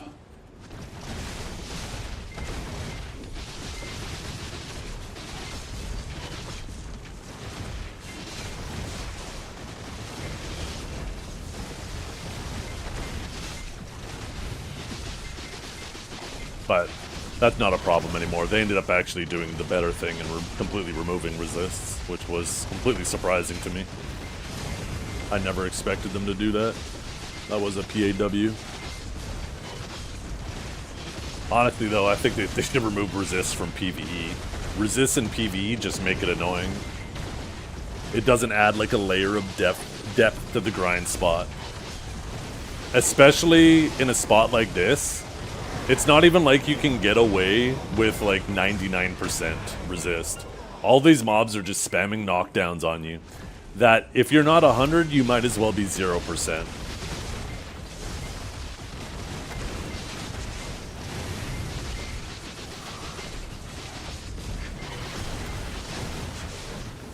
So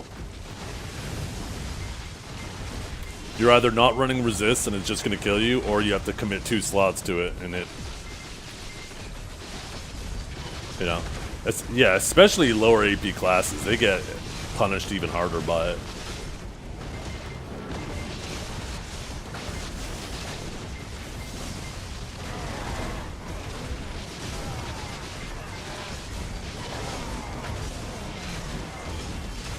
I wouldn't mind if they made, like...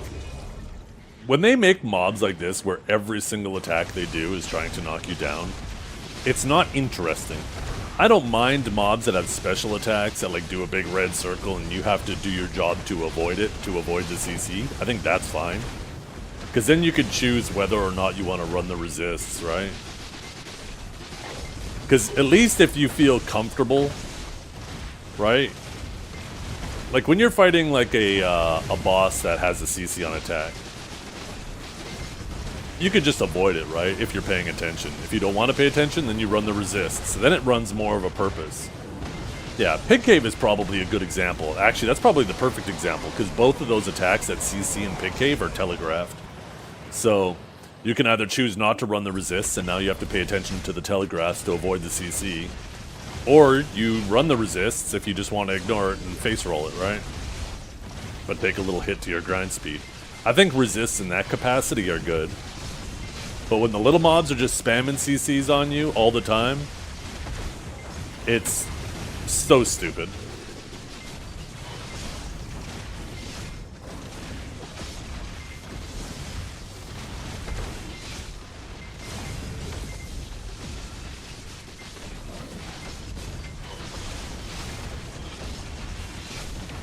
I disagree with that, Tekko. I think they've done more to this game in the last year than almost any other year in the history of video. I think you could have made a perfectly fine argument of that last year, but definitely not this year.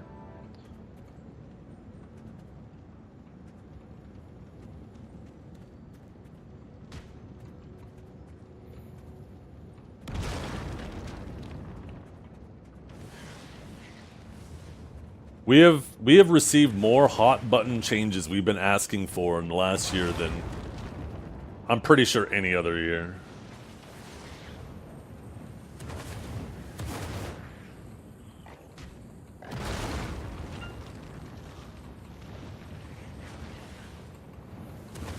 I'm a hot button? Oh my goodness. I got a nice little button cock too.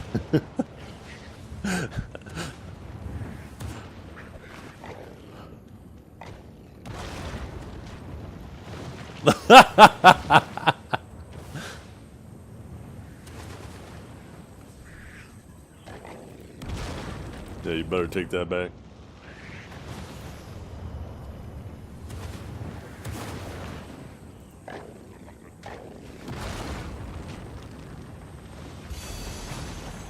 I'm sorry for anybody with young ears. I shouldn't have said that. It was inappropriate.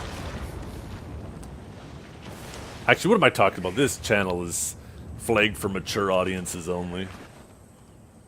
We're mature, right, chat?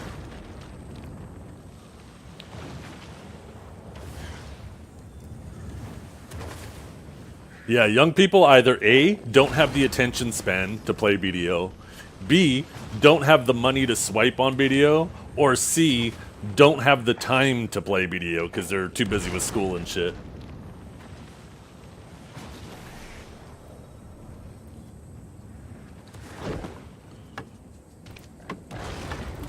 Let's do a poll. Let's do a poll in chat. Everybody, hey, chat, wake up.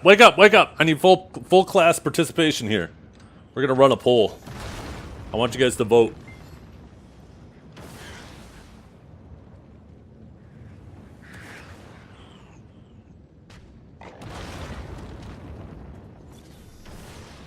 I'm just the perfect level of mature for you, Mr. Zethy Wethy.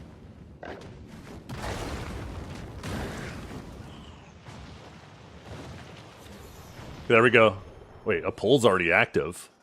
God damn it, is there still a poll? Why is that mullet bullshit still going? You bitch!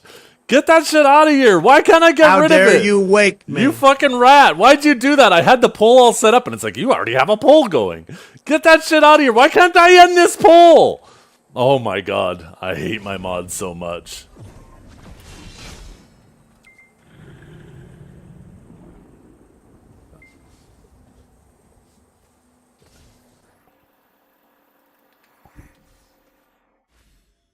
You guys are absolute rats. Remember, I'm gonna if I report this poll, watch me get my channel banned. Okay, how do I end this poll? You made this shit! Can I do, like, end poll? Yeah, there we go.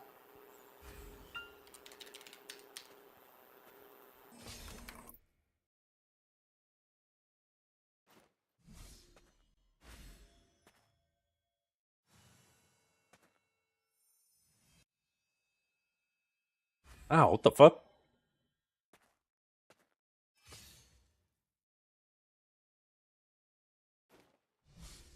Okay. There we go. How old are you, chat? Vote.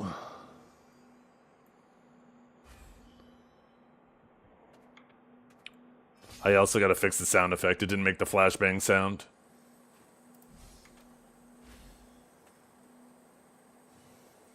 Every day when I fire up my stream, it wrecks that.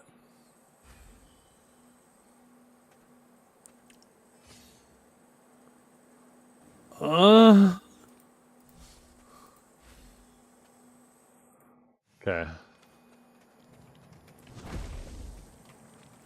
We're gonna do one more cycle and then I'm gonna go make lunch.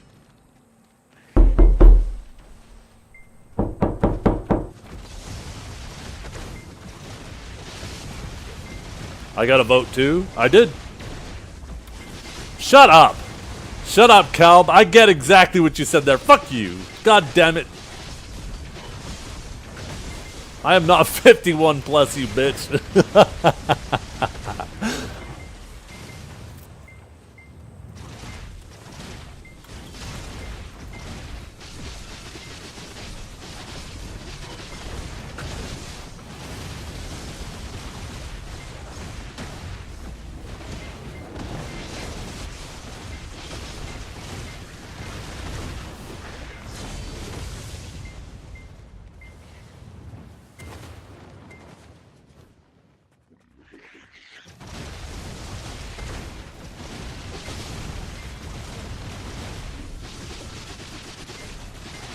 Damn. Apparently we have 1,100 people in chat, and only 50 of you can vote. Wake up, goddammit! I wonder what the average turnout is for like normal elections, for like whether it's for your prime minister or your president. I wonder if this is a proportional voter turnout as like elections.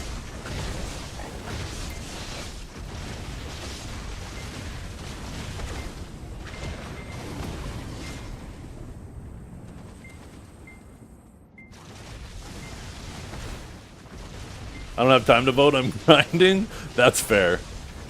We're about to make a lot of people lose crystals as they try to vote.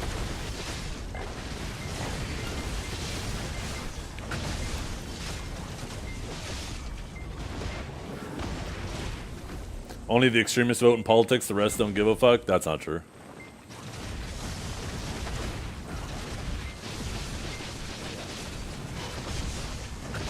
I don't consider myself an extremist, and I make sure I vote because I like to reserve my right to complain.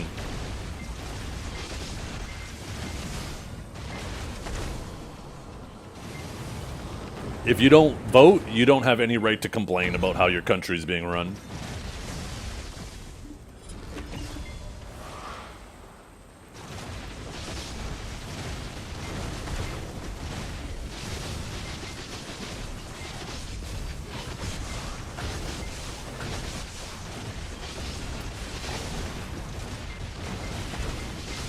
It's looking like most people, though, like 80% is between 22 to 40.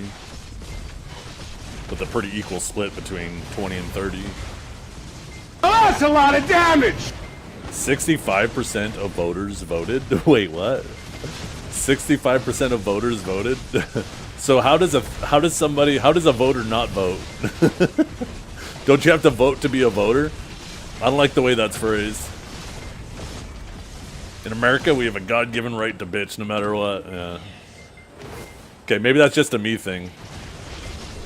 When I hear people complain, I ask them, oh, did you vote? I don't ask them who they voted for. I don't care. I just ask them if they voted. And if they say no, then I'm like, okay, moving on. If you're not going to try to make your voice heard when it matters, I don't want to hear it when it doesn't matter.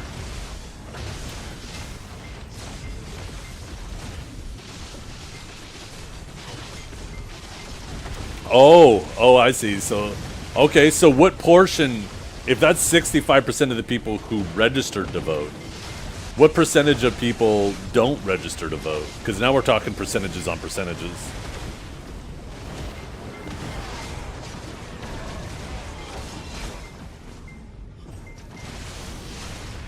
The children don't get to complain? Your children shouldn't be complaining. They have other things to be worrying about. If you're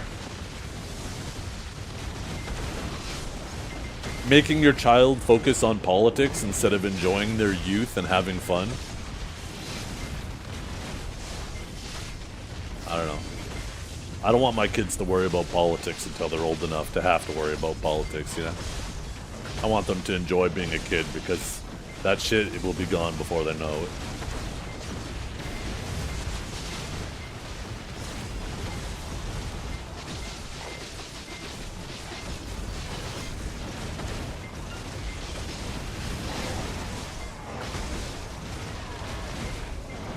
.7 avoiding age should not vote. So if 65%, wait, why does that just seem like the inversion of the other number? Okay, yeah, I was about to say.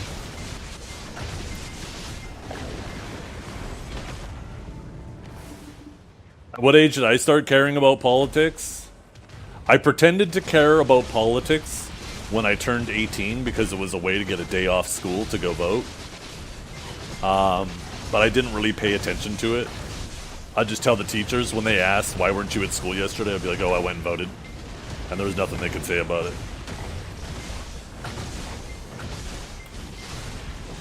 When you start paying taxes, yeah, that's kind of part of it, right? When you really start paying attention to it.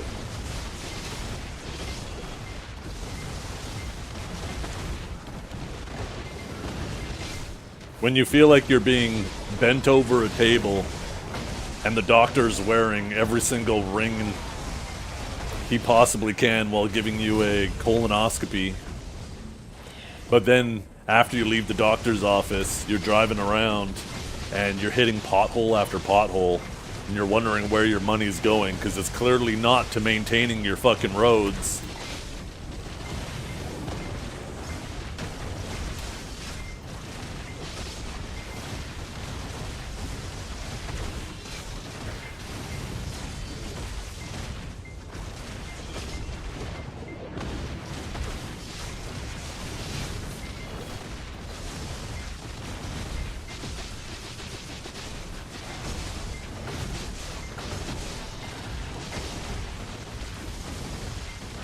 And Debos. Oh. Let's see. Is that the worst ring he could be using? You could be using a good deeds ring. Look at that. Ouch. Pendebo's kind of bumpy too. Same with the ominous.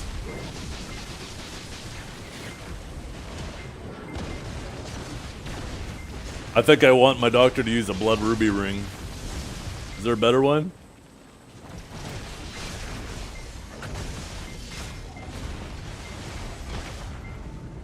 Where's the smoothest ring of them all? Maybe a Logia? That looks like it would be less unpleasant.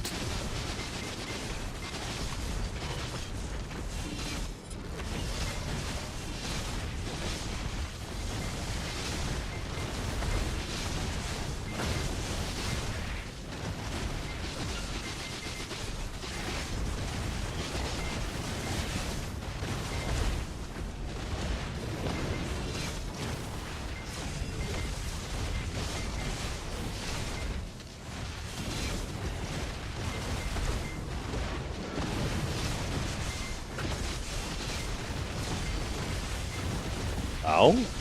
Oh, it's nighttime. I don't want my doctor wearing any rings? Yeah, that'd be ideal.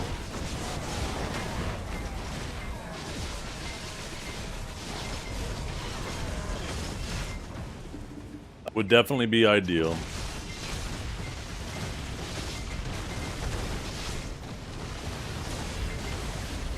Yo, thank you for the follows, guys.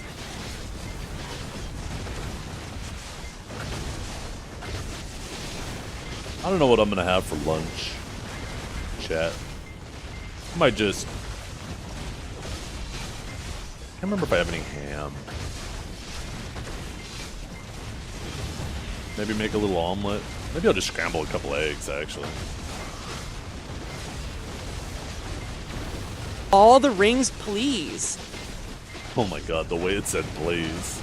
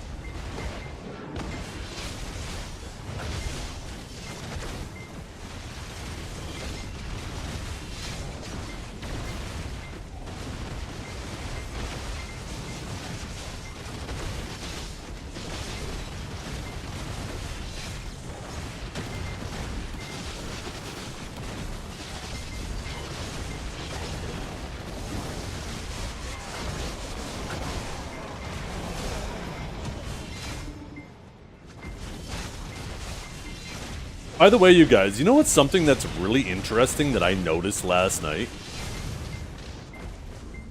I have had an age spot on the side of my head bigger than a quarter, probably almost the size of a golf ball. And it was just a little darker patch of skin. I mentioned it to my doctor one point. She sent me to go see a dermatologist. The dermatologist said, yeah, it's just an age spot, nothing to be worried about. And I had that shit for like a decade, okay? I didn't notice it, but sometime in the last, like, 3 months, it's disappeared. It's gone. And the only thing I could attribute it to is my change in diet.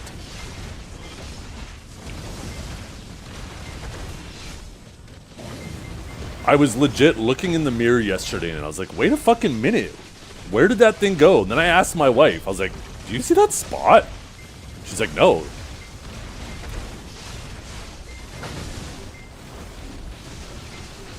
Oh my god! That motherfucker just killed my horse!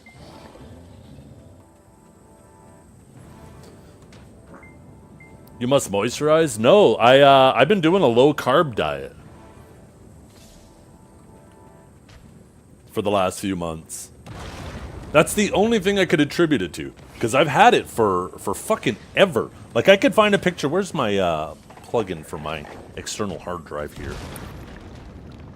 I could find a picture of when I was on a cruise in the Dominican back before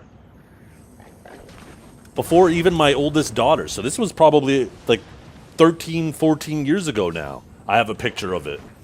And I have a picture of it like a year ago. But now it's gone. It just disappeared.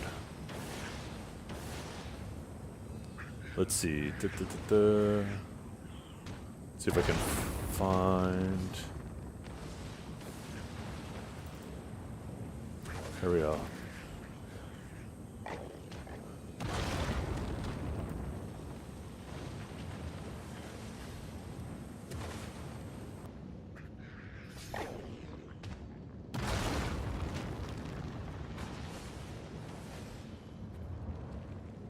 Wait, why is that folder empty?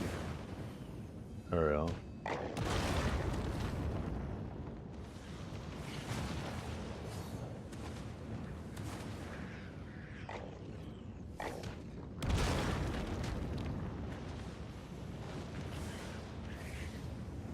Okay, here's a picture from like 12 years ago.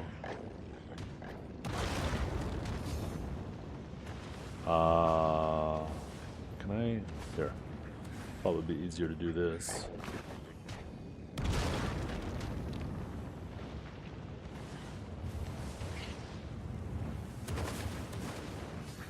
You can kind of see it. It's not as big in this picture.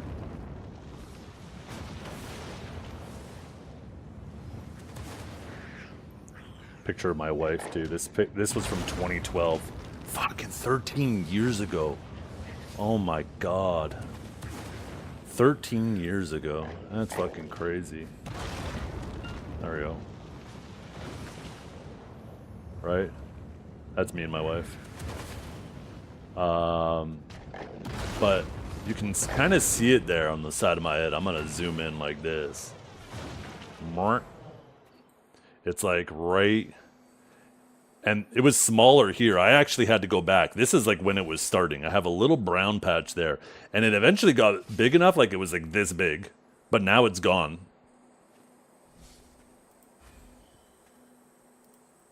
I wonder if I could find a better picture of it like a couple years later. Like that. This is one of the oldest pictures I have of the side of my head there, where I started to notice it.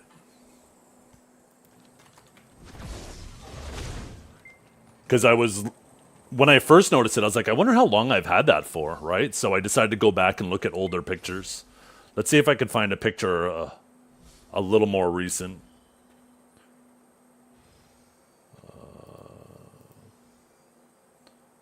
Okay, 2012, 2012, 2012. Maybe 2015. Maybe you can find a picture in 2015.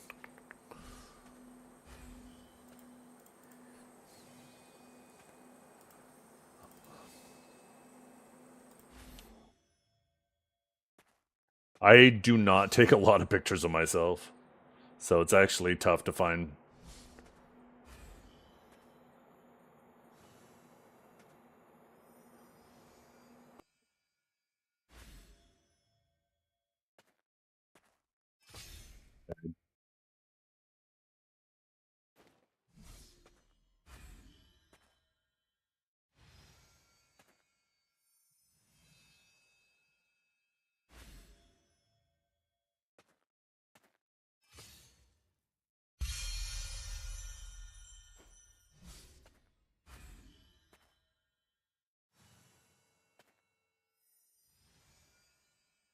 Maybe 2017.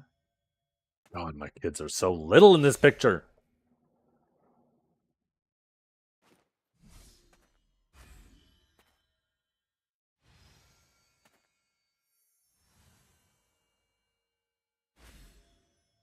Oh, maybe this picture? No. Slightly cut off. Oh, maybe this one? No, still off the edge. That's my old glasses. Oh, here we go.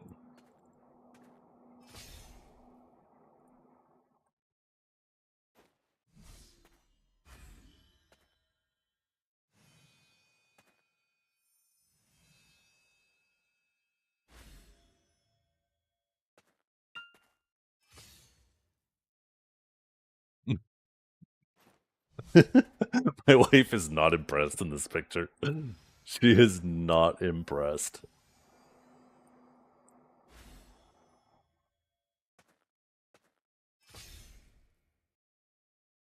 But you can kind of see it here too. So this picture is from 2019, so this is 6 years ago.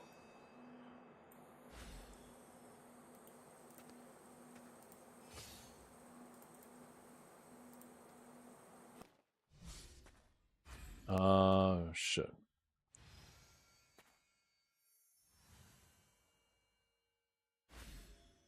What the fuck?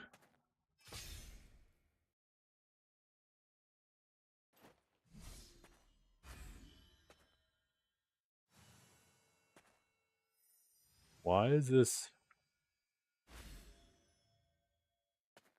Whatever. I'll have to re-edit. I don't know what's going on with that image. It's like a sliver there. I must have fucked with the proportions of it. Here's another picture. But if you look at the side of my head here, so you can see it's a bit bigger there. Not really the best picture. But yeah, anyways. I had this patch over the last 15 years that kept getting bigger and a little bit darker. And in the last 3 months, it's just disappeared.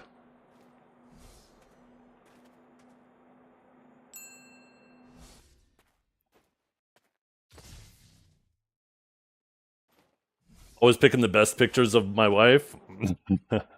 We actually don't take a lot of pictures of ourselves. We have a photographer that does family photos for us, but all of these photos on our external hard drive are like ripped from our phones, right? And most of the time with our phones, we're taking pictures of the kids.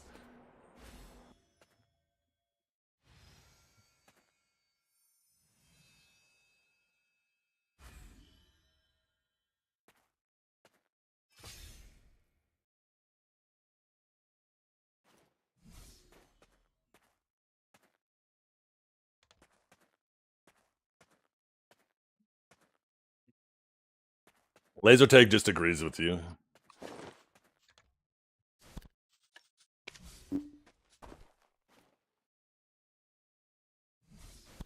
Maybe I'll upgrade these while we're sitting here right now. Shit, why did I do that?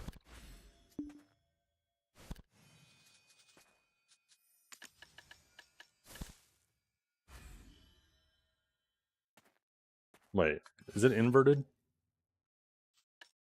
Okay, no, that's right.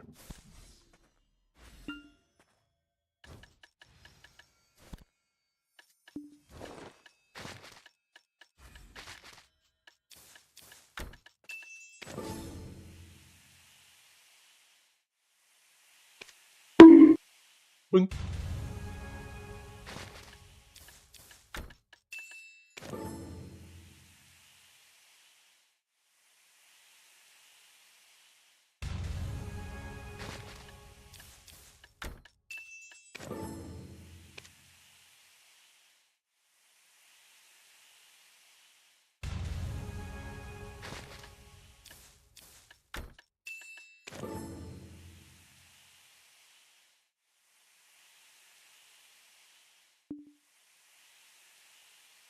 I actually have a high school yearbook in the other room.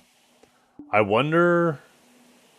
It's my wife's yearbook, so she'll be in it. I wonder what year it's from, because I should be in it too.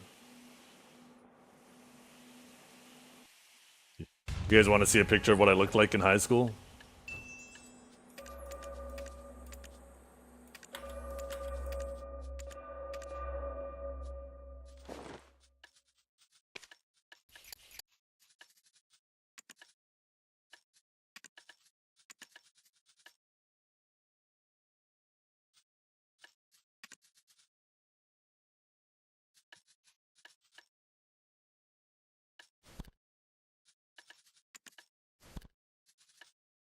What's he doing that? What the fuck?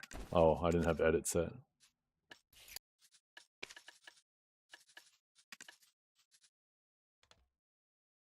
Yeah, actually, I'm gonna go make lunch. I'll be back. Be right back, chat.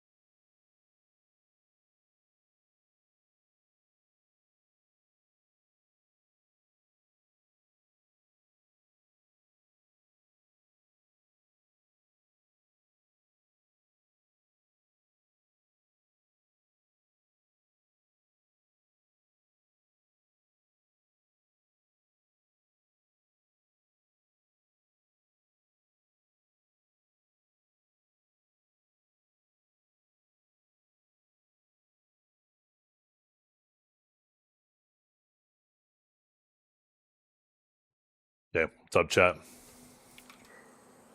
So I went and did some photography for a metal show this past weekend. Slayer and Marilyn Manson. Oh, and Rob Zombie? Goddamn. I'm fucking jealous. That's fucking shit.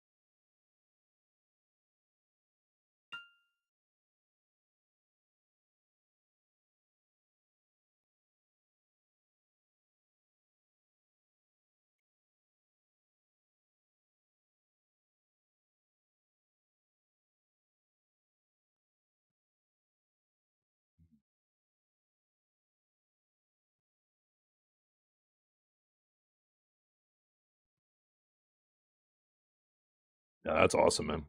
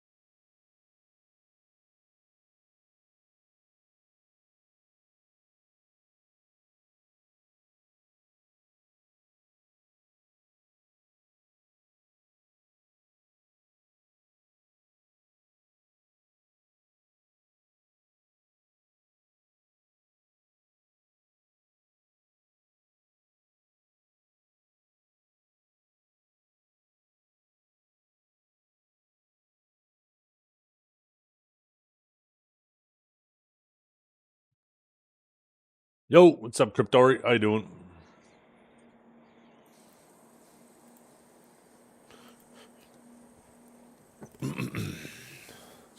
Okay, chat, let's get back to the grind.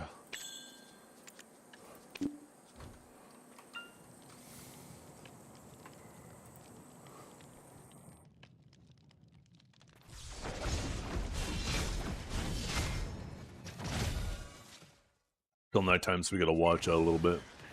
We're at 60, so we need 40 more to finish our next Herald.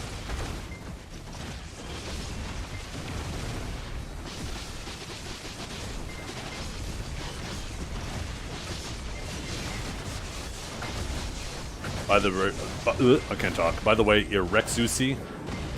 I prefer having a beard too. I love how like a cool breeze feels on my on my shaved face. But I prefer the warm coziness of a beard as well. It's like I'm constantly battling the two.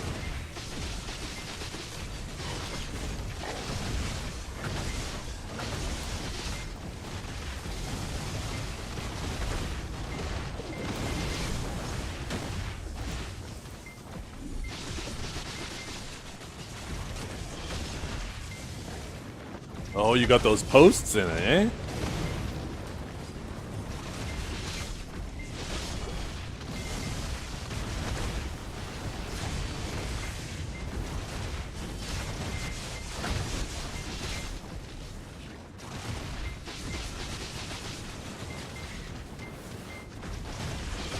Look at those.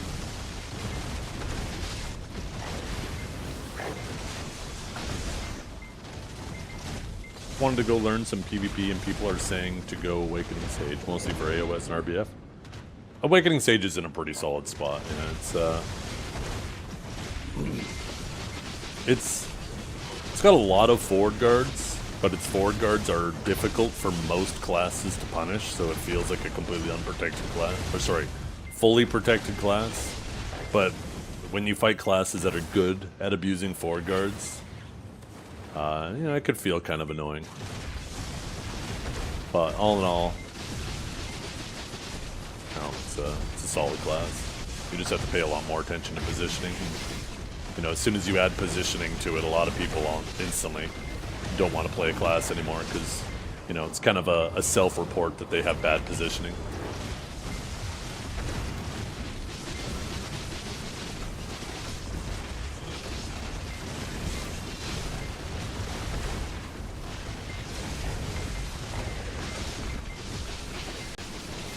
A lot of Awakened Sages who recently rolled off Awakening Sage because now they have to pay attention to positioning. And a little bit more attention to stamina.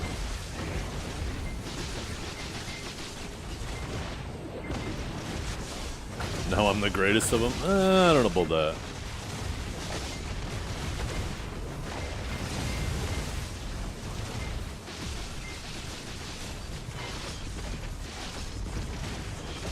So that post, in the picture, in the last picture with the ladder in it, the post that is in the top right corner, I'm assuming those are the posts you're replacing with the ones that you, with the two that you did there?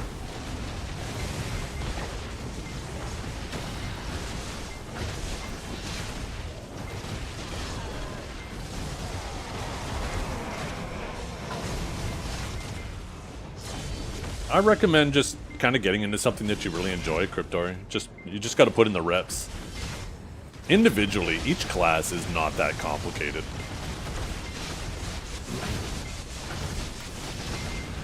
There are obviously some classes that are definitely more difficult than others, but the thing that separates the really good PvPers from just your, you know, your average PvPers, it isn't how well they played their class.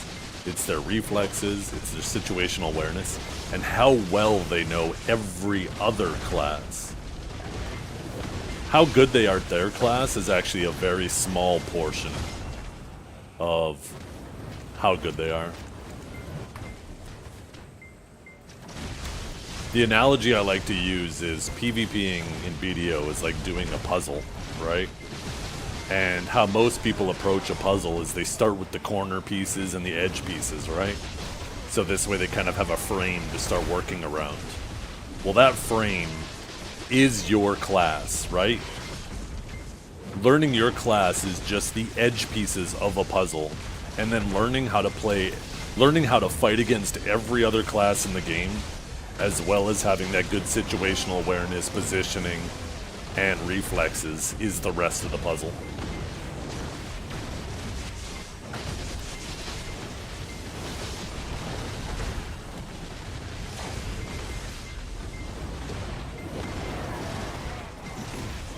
Yeah.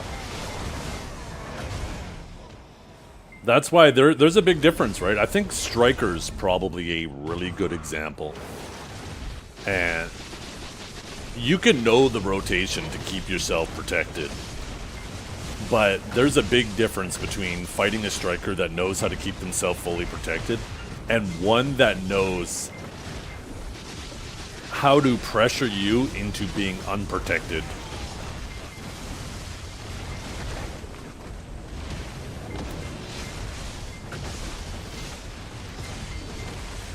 Right? One that knows that how you're going to try to approach them for the catch. Keeping yourself protected's easy.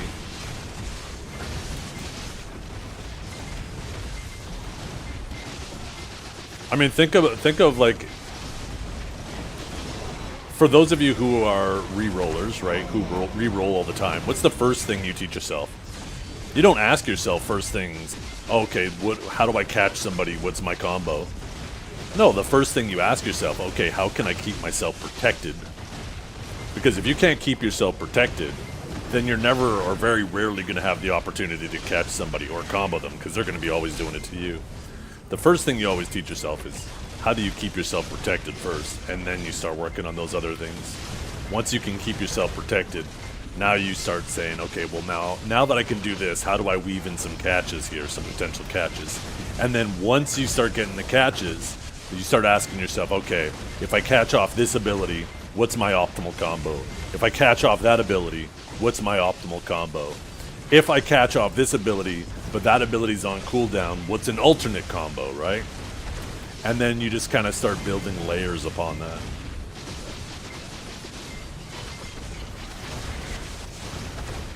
But ultimately, right, keeping yourself protected is such a small and early portion. Learning how you're going to fight the other 52 specs in the game is way more effort. So don't ever feel overwhelmed by your class. Just take it in those steps. First, learn how to keep yourself protected. Once you can keep yourself protected, start learning your catches. Once you start getting catches, start working on your combos. Once you start feeling comfortable with those, and you feel like you no longer need to just start randomly throwing out CCs, right? Once you get comfortable with your catches and your combos and your protections, that's when you start paying attention to what your opponent's doing. Okay, what animation are they doing? Or when you catch somebody, what animation were they doing when I caught them? So I could pay attention. And if that animation is too fast, then start asking yourself, okay, well, what animation are they doing before that animation? Are they always going into that ability off of another ability? Because that might be the telegraph, right? If they do a specific dash every time before they do a specific opening, pay attention to that first initial dash, right?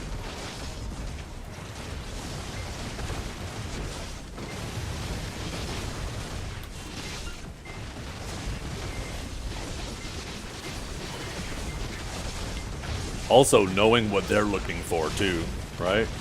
Knowing how they're going to try to approach you and catch you. Because now you can take it two different ways, right? Once you know what they're going to be looking for, you could try to use it. You could either just try to completely avoid doing that so they can't catch you in it if you don't do it. Or you could try to use it as bait, right? Like, that's one nice thing about the forward guard on Lightning Prison is you can actually bait people into trying to punish it now. Since it's an ability you can instantly cancel out of.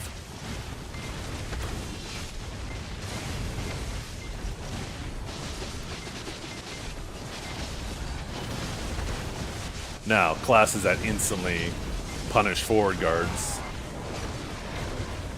even though they're a mile in front of you. Like I said, those, with how many abilities it seems like that are going through forward guards these days, you know, being a class that has a lot of forward guards can feel kind of annoying. But I don't see it going away.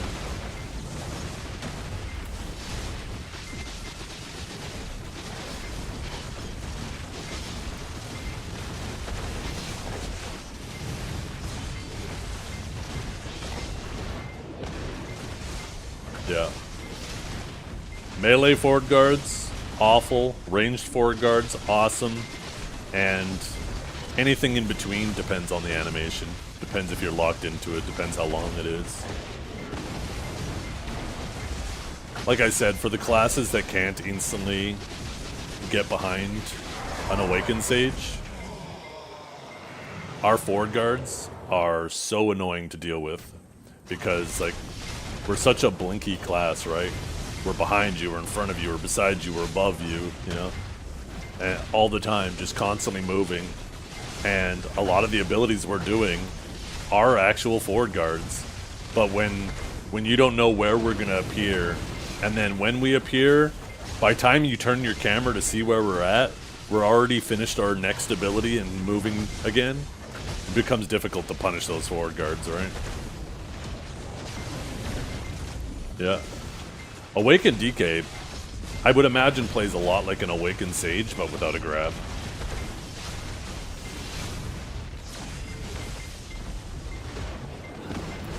Just constantly trying to throw mid-range chip.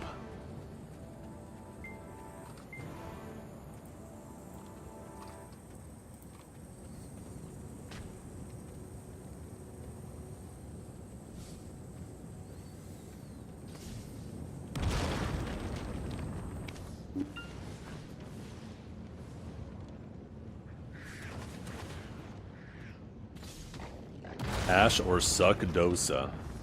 If I had to choose between the two, I'd pick Ash. But fun is a subjective thing, right? If Awakening Hash had a lightning theme to it, I would be an Awaken Hash today instead.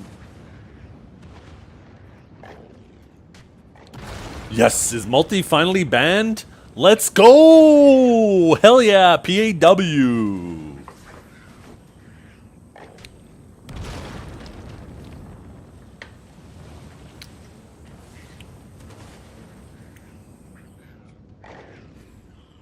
That's a PAW. We finally got rid of multi-melter. I've been hearing a lot of people complaining about exit lag, that it's causing crashing, that it's causing DCs and stuff in BDO. Ever since they centralized the servers, I haven't had to use exit lag anymore.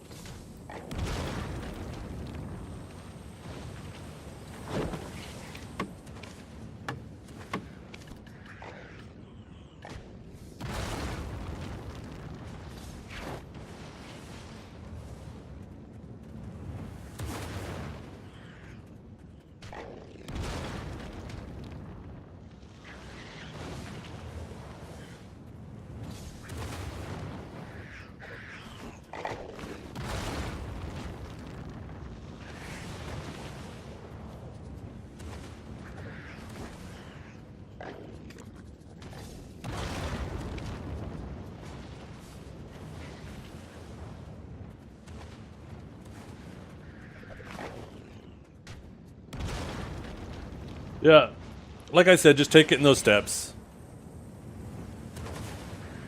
Like, first things first, right? Step number one to playing a new class. Keep yourself.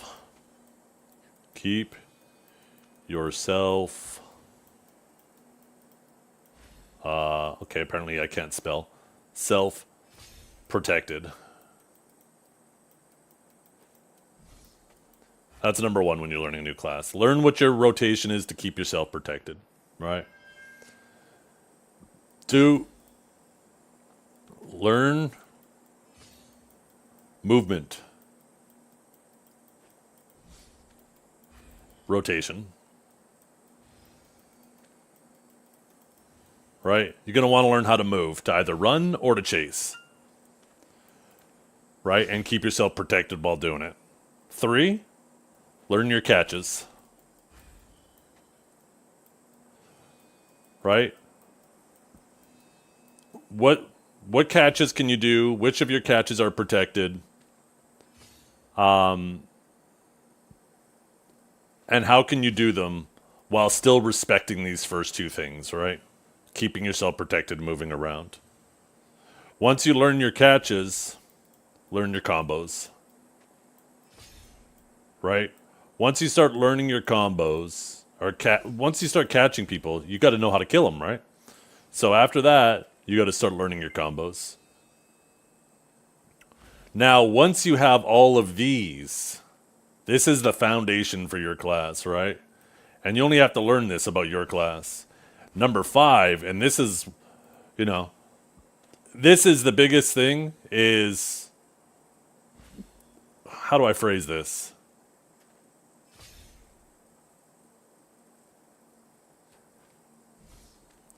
I feel like this is, number 5 is like there's lots of steps to it, but you just got to learn your opponent, right? Learn opponent. Right? Start paying attention to their movement, how they're trying to catch you, how they're trying to keep themselves protected, where their gaps are. There's lots of steps to this. And the thing about this is you got to learn this for every single spec in the game, right? You have to learn it. Like if you're an Awakened Sage, you got to learn how the Awakened Warrior is going to move, how the Suck Warrior is going to move, how Awakened Hash is going to move, how Suck Hash is going to move. And you got to do this for every single spec in the game. Every single spec in the game. And that is only going to happen through repetition. The best PvPers, this is where they shine. There's this, right? There's practicing. It's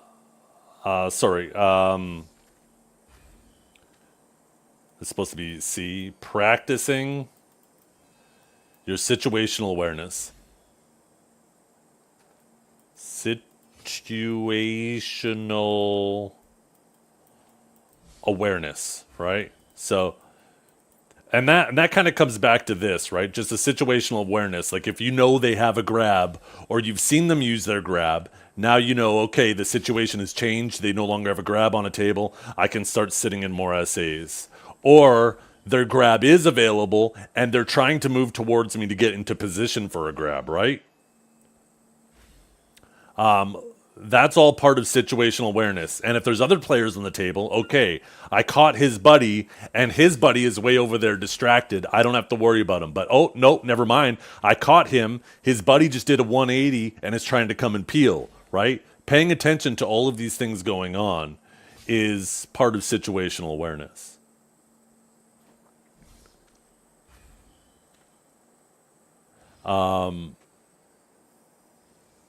And then there's just, reflexes, right? And, you can try to, I don't know why I put that dot there. Your reflexes, you can try to improve them. The second, as you get older, your reflexes slow down. But, interesting. I need to unplug my external hard drive. It'll do this weird thing when I keep it plugged in for a while. It'll eventually start. Ding, ding, ding, ding.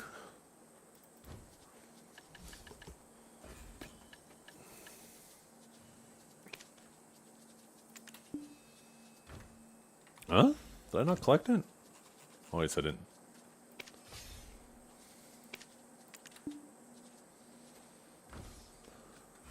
So.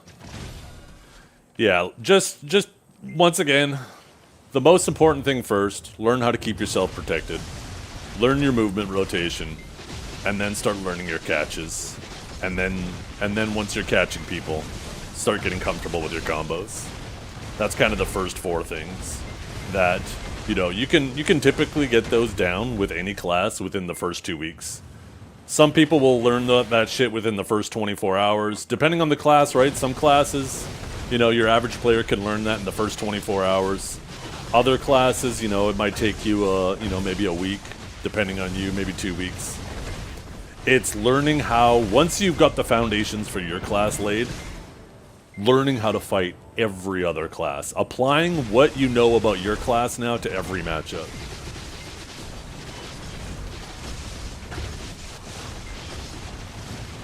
I do not experience carpal tunnel, no, not yet. I wonder if those days are coming. I've always been cautious of that, so I pay close attention to how my wrist is angled while I'm playing, how my elbow is resting on my pad, the height of my desk, the height of my monitors, adjusting my chair. I've realized that, you know, with the amount of time I made this decision probably in my younger 20s, because by then I'd already spent probably, you know, half a decade gaming like crazy, and I said, you know what? I better take care of my body, otherwise, you know, I don't want to have any repetitive strain injuries. So, yeah. You gotta remember, like, your computer chair, your desk, your monitor stands, all of these things are designed around the average person's proportions, right? And, you know, we are all slight variations. Most of us are slight variations of average. And then, of course, you have some people who are just significantly taller or shorter. So setting up, getting a system, not a system, like just a PC setup where everything is adjustable and just fine-tuning it for your body goes a long way. And don't ignore your body. If you're playing and all of a sudden your wrists are starting to bug you, or your whatever, right? Your neck is starting to bug you, your legs are starting to bug you, your hips, whatever. Don't ignore that shit. Don't power on through it until the pain goes away because the nerves are now numb. Listen to your body.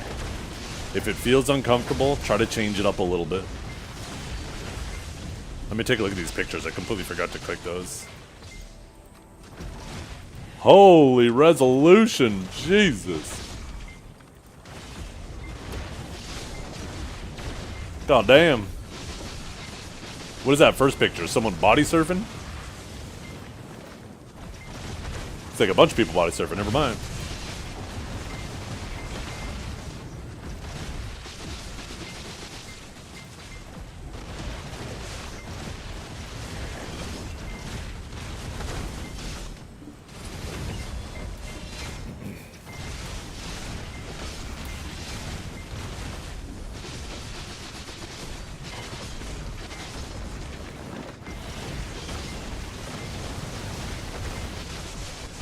Yeah, and that's the thing you'll notice too, back to the PvP thing, the thing you'll notice is these really good PvPers, one thing you'll see in common with them is it doesn't matter what class they're on.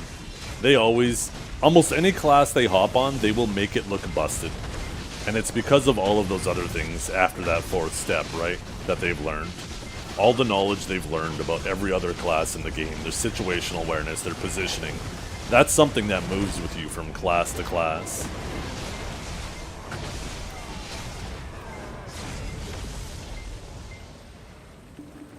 So you'll see somebody like Divios, Armin.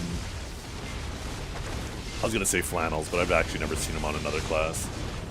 Precision, right?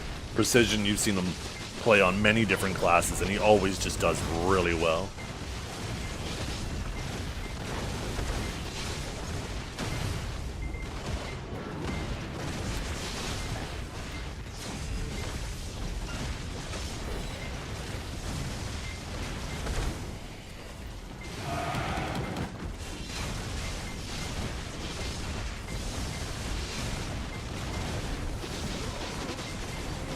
Armin Pash is shaking right now.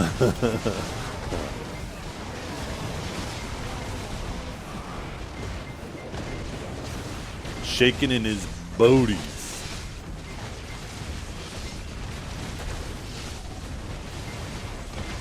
How hard have you committed on Hash, Calb? I'm pretty sure I've seen you more on Hash than on Sage. Except in fights, actually. I guess in like War of the Roses you're on Sage.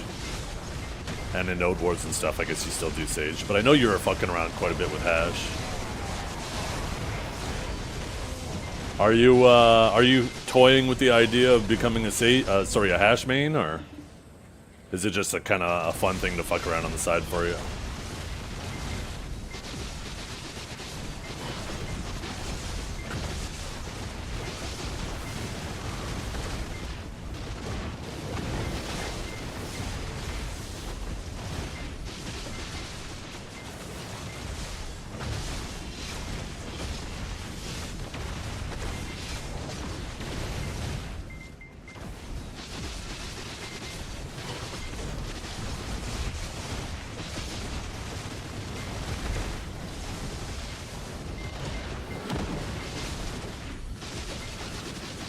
Just an AOS ult? Gotcha.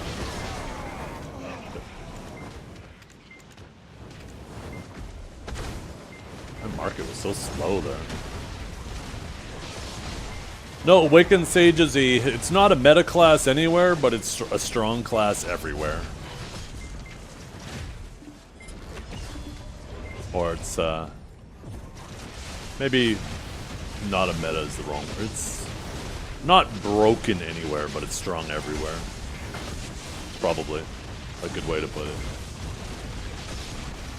You can pull your own weight in any situation.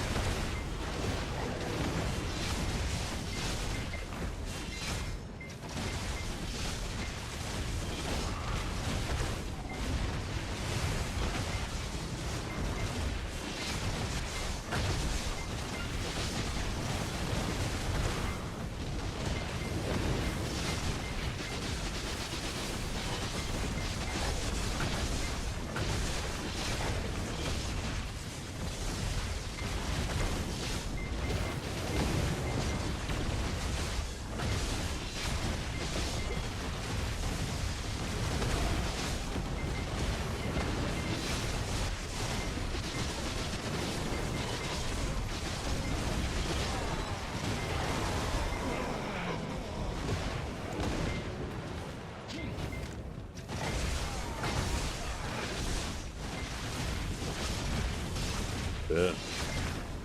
I only have 300% XP, eh? So if I were to grind with XP artifacts, that's almost 3 times as much XP. Maybe I do upgrade those next. I herald those next.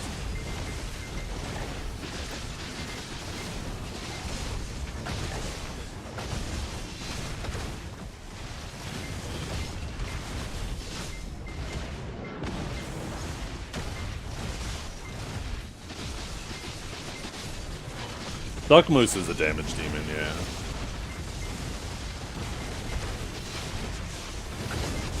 Duck Moose will blow you up so fast if you don't respect its damage.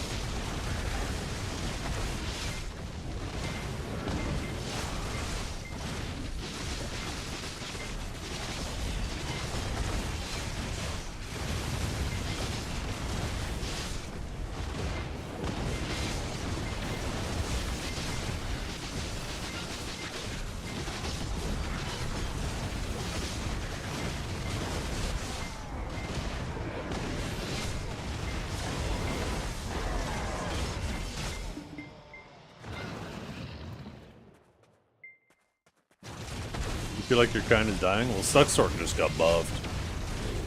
I've heard they're really good now. I don't know how true that is. Haven't seen a whole lot of them.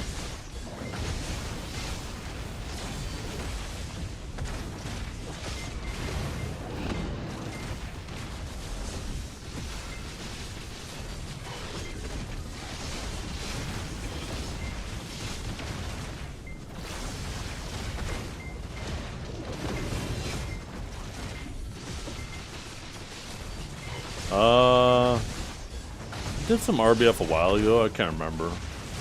Typically, RBF doesn't happen earlier in the days, and I usually am done streaming in the evenings when RBF does start popping off.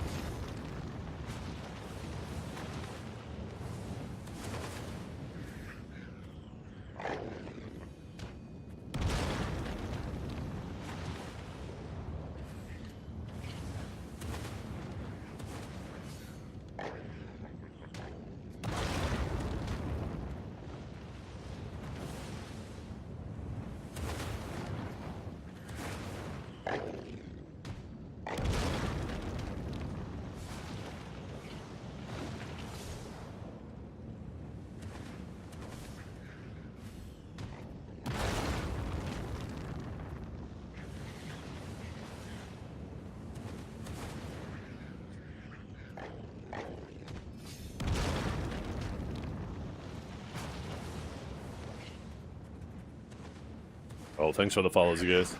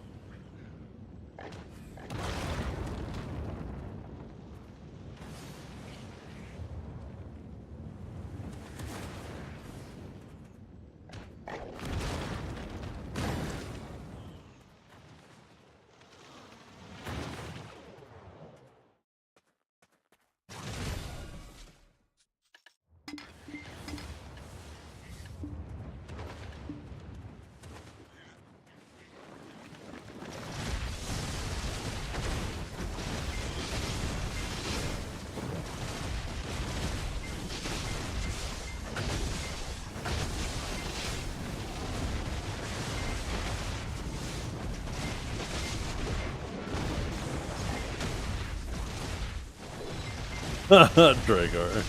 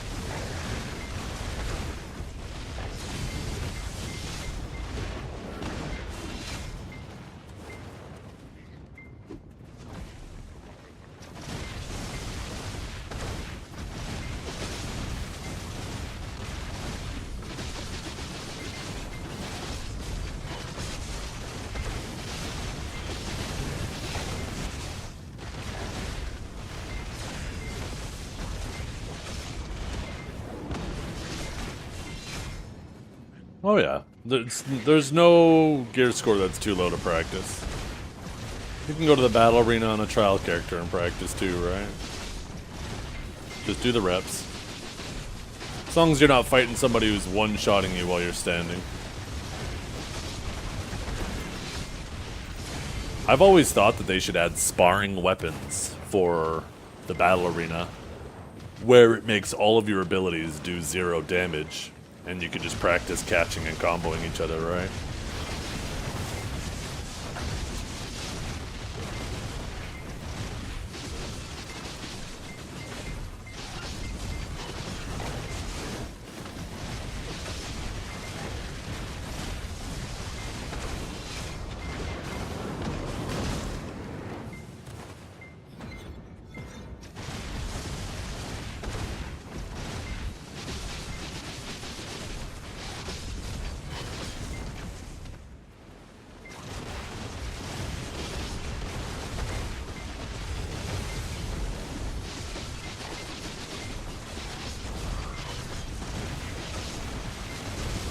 What's up, John?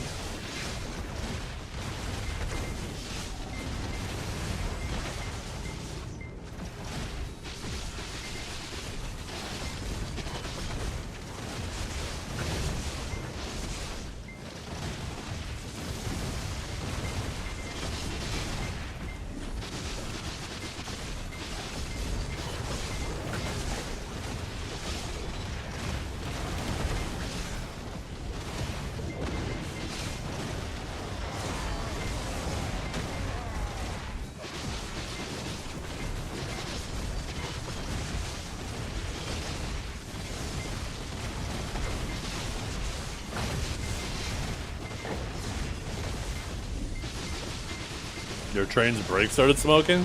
That's,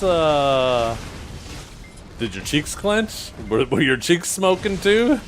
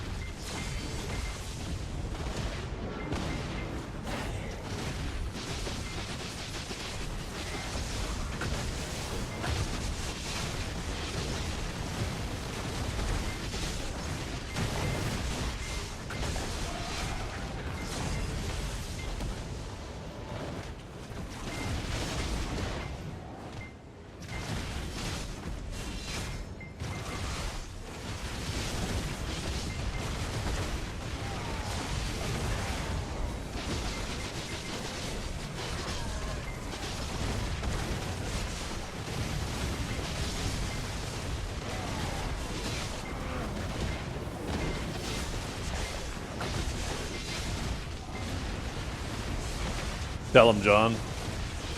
Tell him.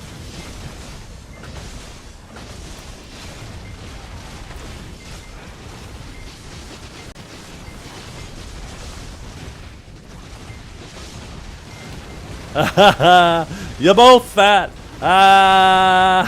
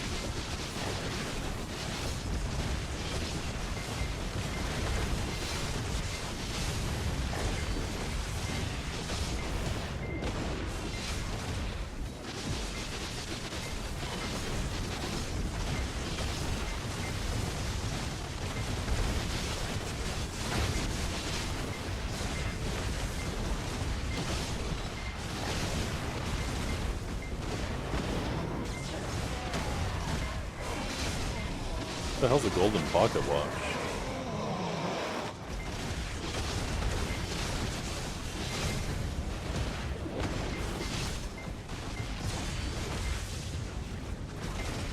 How much maple syrup do you have to consume to become 100% Canadian?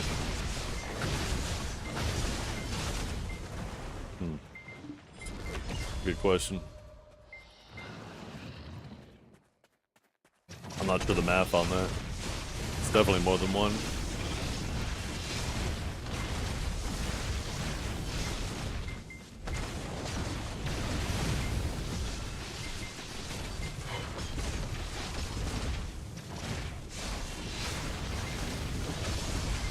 What class do I've taken? Nothing really. I mean, technically it's my warrior, but I don't play it. It's just collecting XP. Gregor is an everything main. He's an absolutely shameless reroller. Absolutely shameless. And it pisses him off every time I bring it up.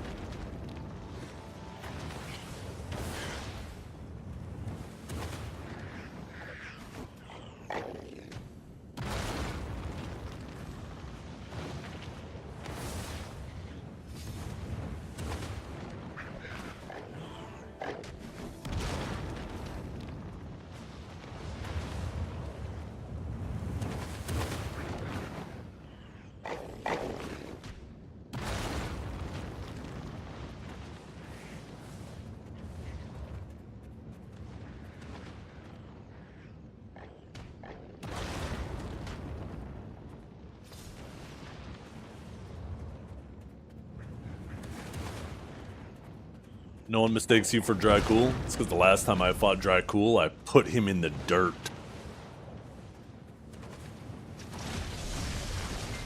Why would I want to be confused for someone under me, huh? Huh? Answer me this, Dragor.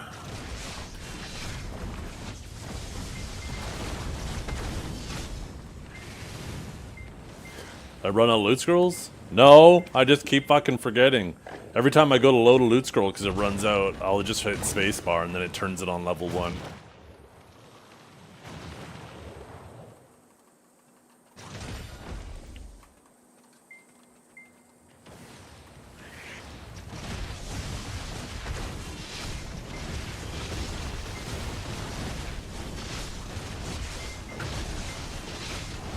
How much Crown Royal do Canadians drink? I'm not a huge fan of Crown Royal myself, by the way.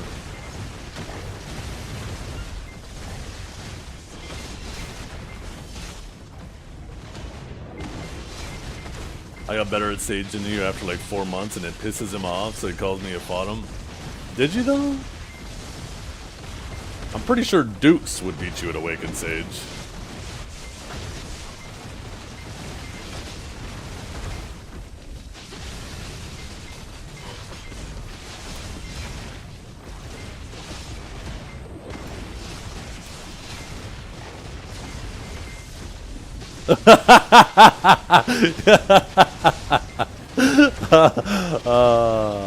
Hey, sometimes you just gotta fight dirty, okay?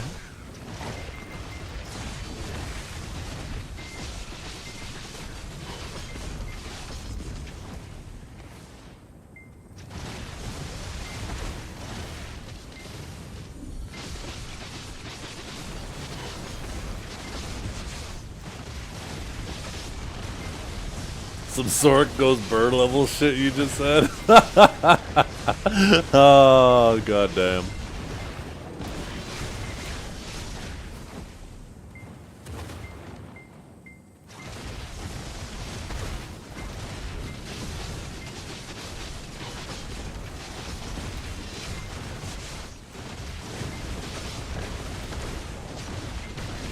That's alright.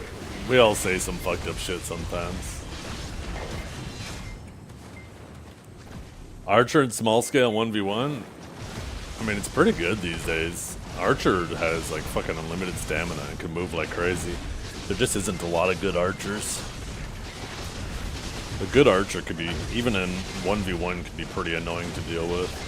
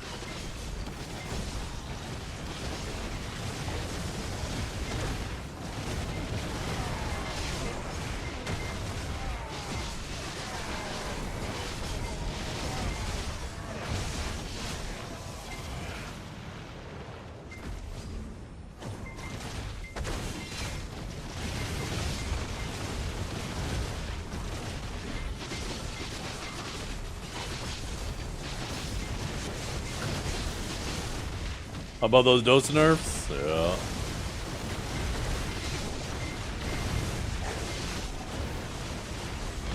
Seems like the only classes they want doing big range damage is Rangers and Archers. Because both Deadeye and Dosa are getting hit.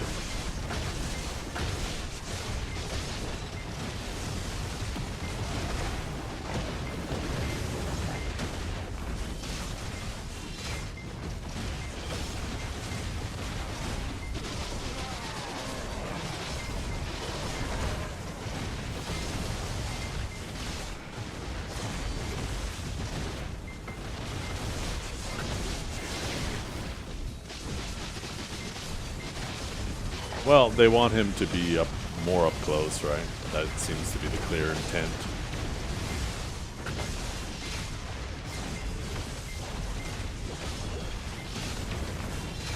For a caster, he's insanely tanky.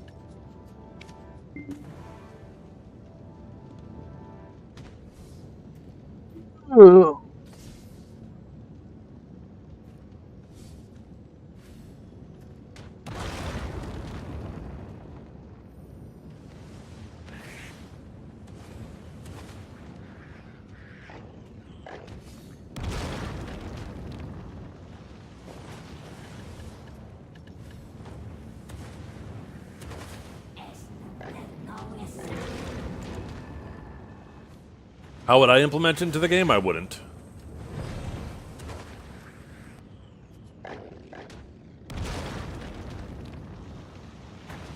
I think before you start making any content in this game involving water, just make the water actually feel okay.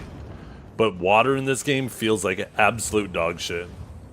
So, like, you can't even make our characters feel like they swim properly. So why focus on anything else? Why don't we focus on that first? So I didn't work today and looked at my ticket code. First one was for a computer that went off during class that said the computer was alarming in the middle of class. So I dumped it off on someone else. The fuck LMA, the hard drive died.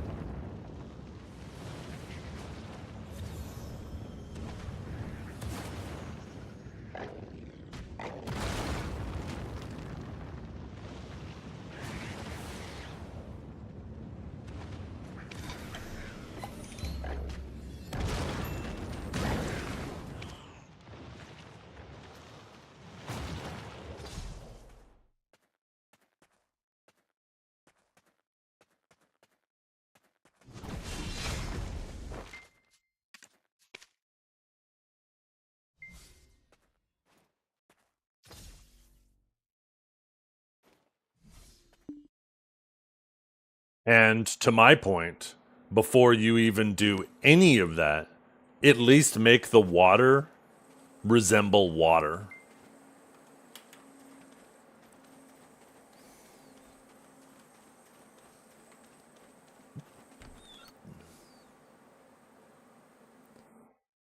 Like our characters, swimming is so clunky in this game.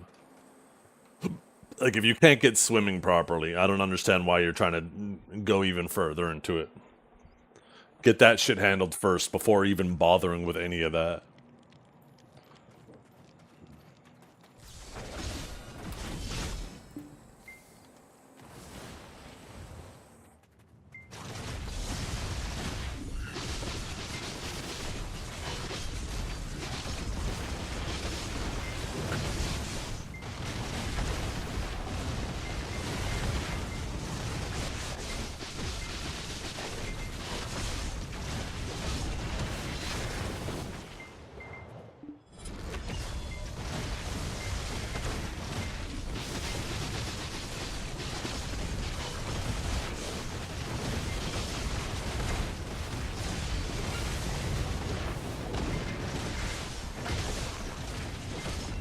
What do you mean?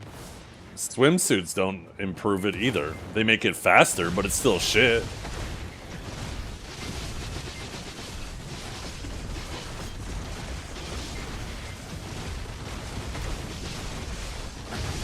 Here's a good way to put it. Swimming in BDO feels like if you were to try to drive with tires that were square. That's how swimming in BDO feels.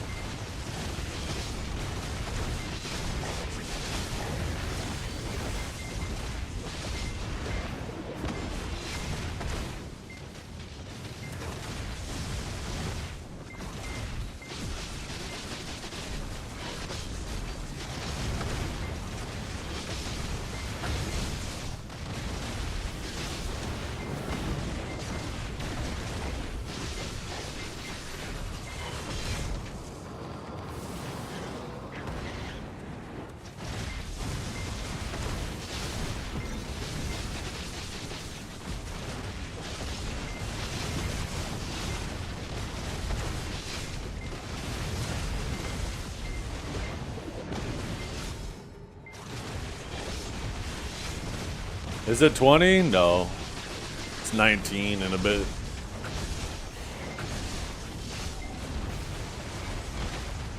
Do you think Dose Awakening is better than Sage and PvE and PvP?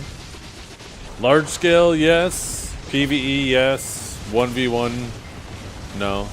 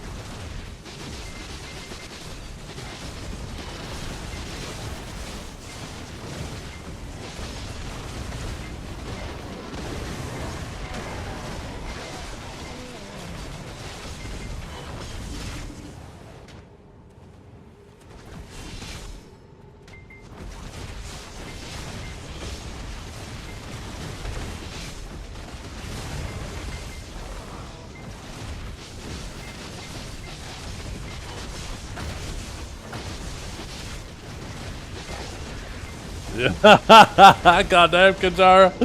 Shit.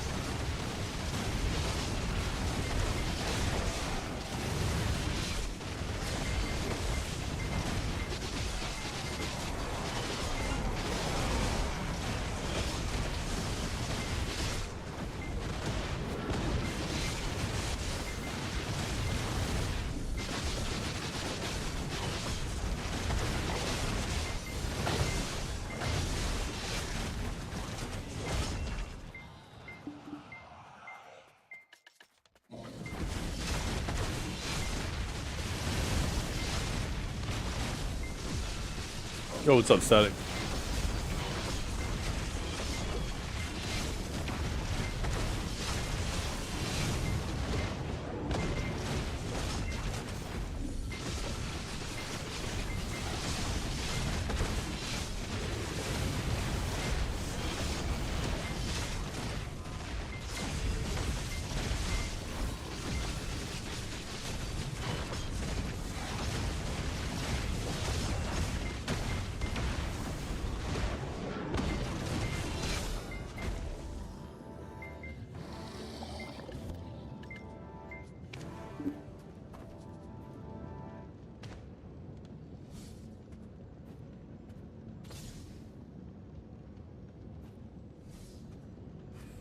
I just had a couple scrambled eggs for lunch.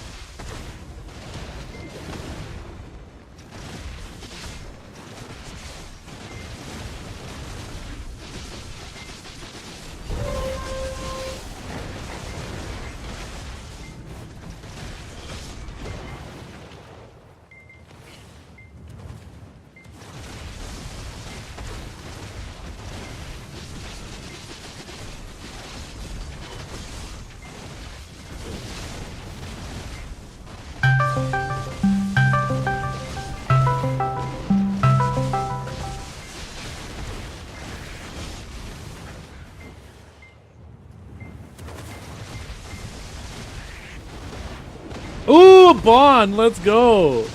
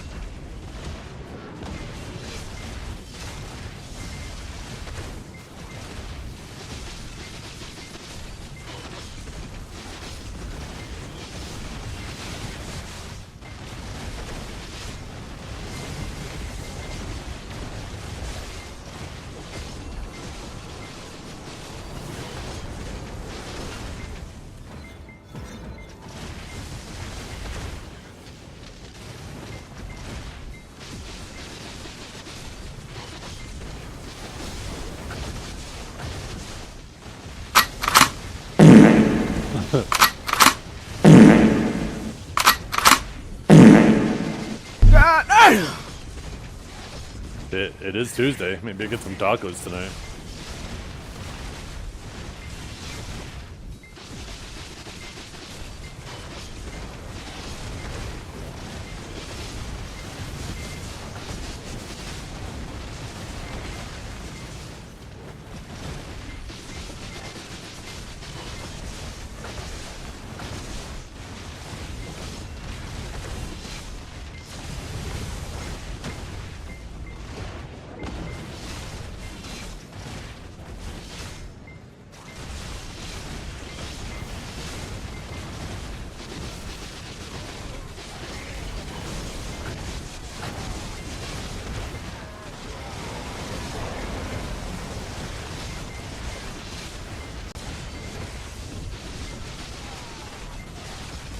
Yeah, thanks for the follow.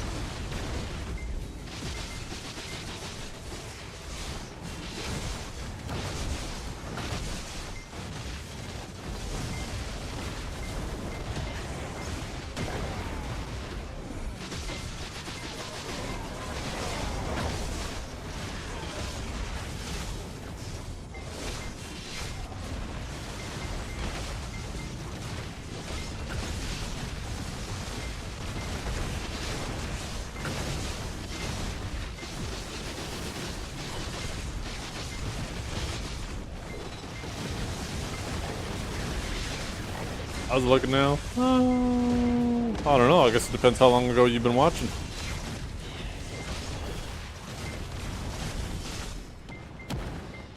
You type the gear command, see where I'm at.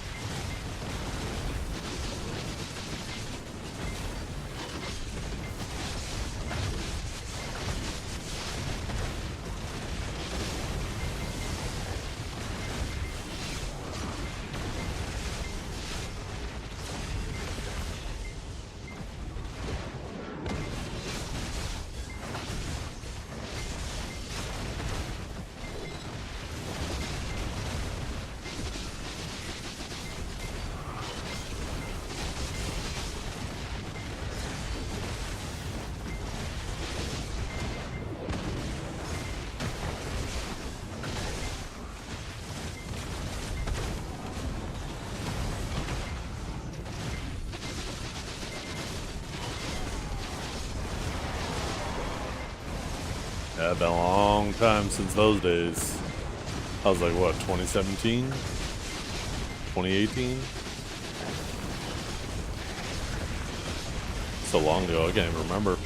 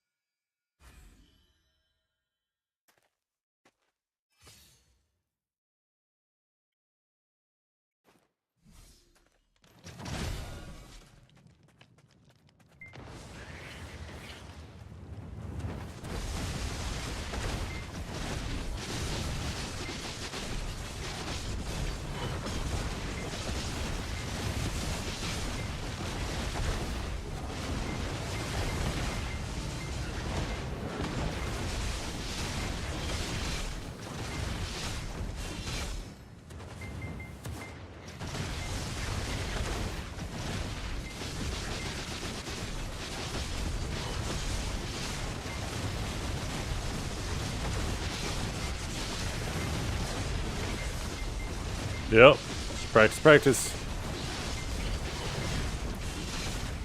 If you type !sage guide, there's a pretty good, a very good, very in-depth guide there to read through, if you don't mind reading. Oh. One word, not two.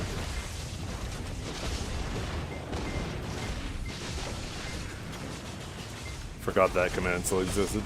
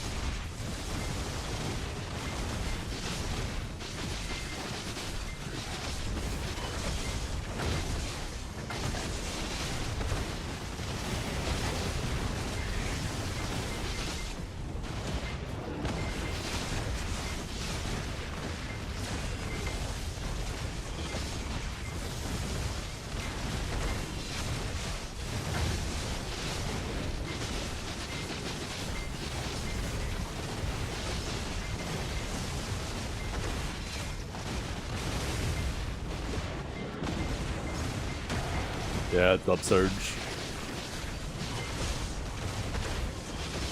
Upsurge is our bread and butter.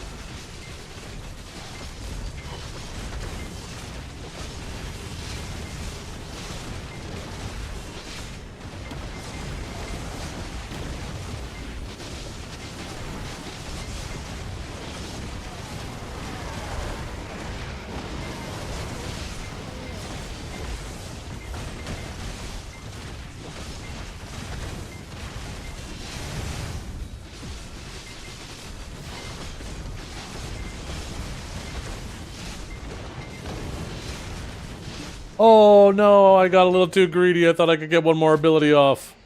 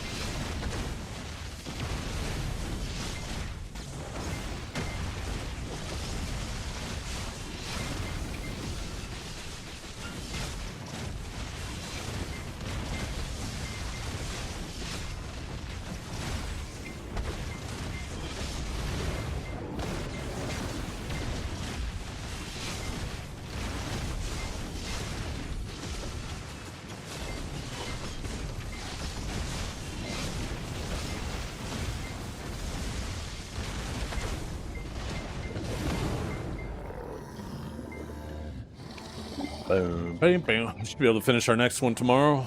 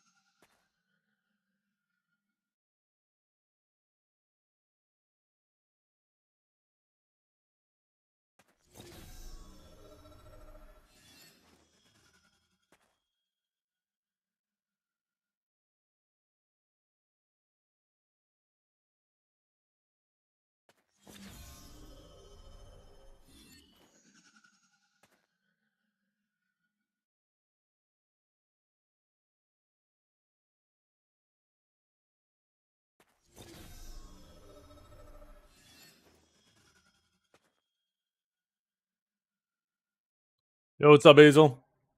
What's cooking?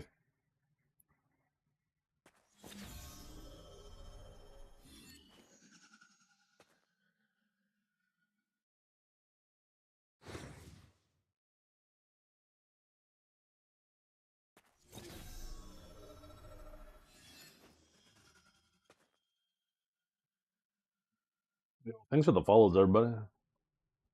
Hope you're all having a pretty chill day.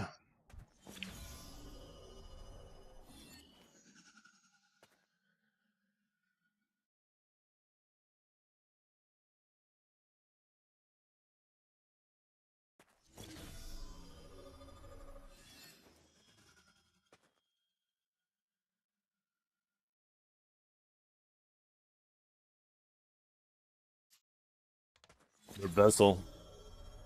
What do you mean?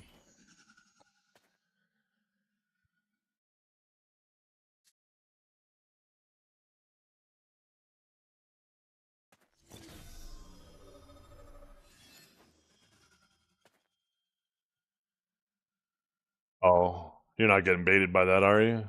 You should know better. You've been playing video long enough.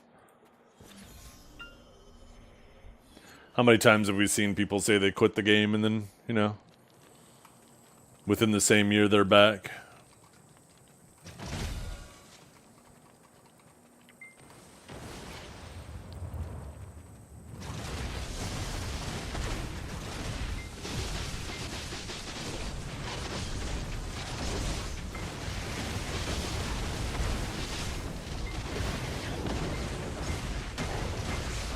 I played 6 hours in the past 3 months, exactly.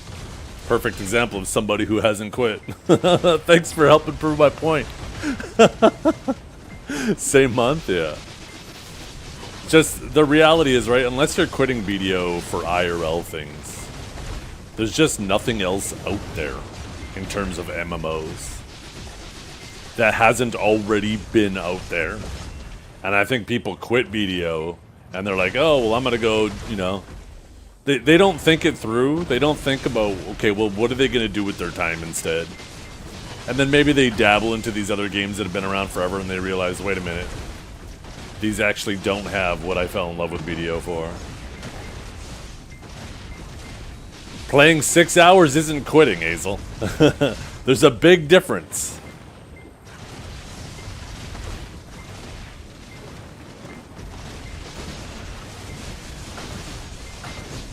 If somebody said they quit smoking, but they only smoke on weekends, would you say that they smoke? That they actually quit smoking? Like, let's be honest here, Hazel.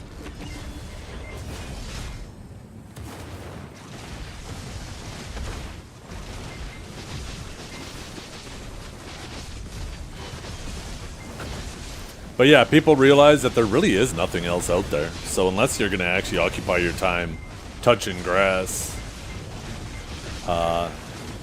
99% of the people come back, I swear. What is worse for you, smoking or BDO? That's a good question. Probably depends.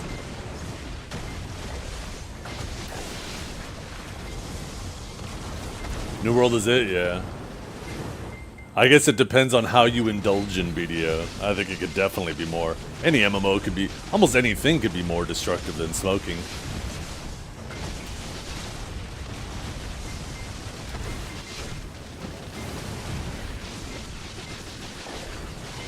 Touching ass is better than touching grass?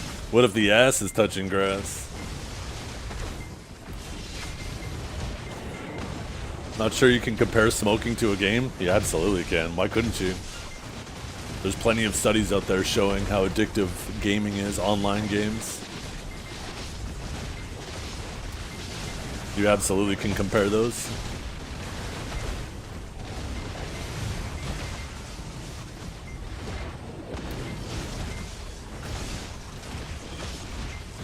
I get it, Azel. You came in here deciding to be difficult. You wanted people to light a candle for your bro Vessel. I'm just saying, if he still isn't playing in 12 months from now, then maybe I'll acknowledge it. But until then, I'm not getting baited for the 17th time like other people do.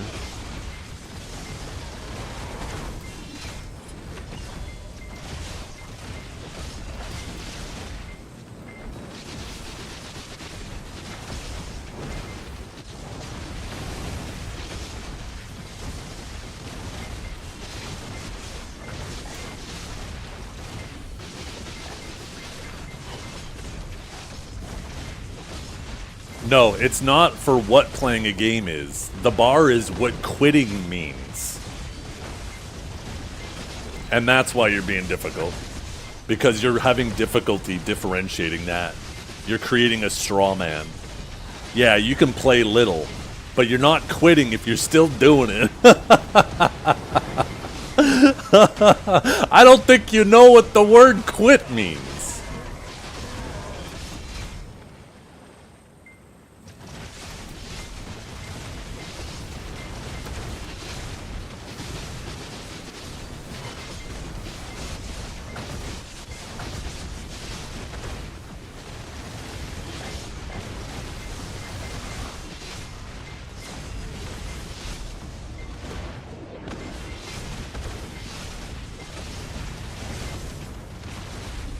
You want to know somebody who quit? Moreland.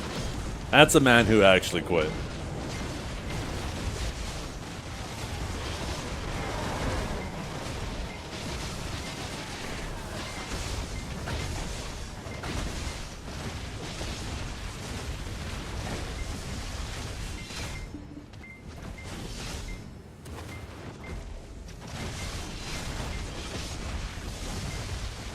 Like when people say they quit and suddenly they're fishers all day. Yeah, they're still keeping it on, fishing overnight, logging in, doing some quick clicks, and then yeah, addicted. That's what that is. And that's why you can compare this to smoking. It's exactly why.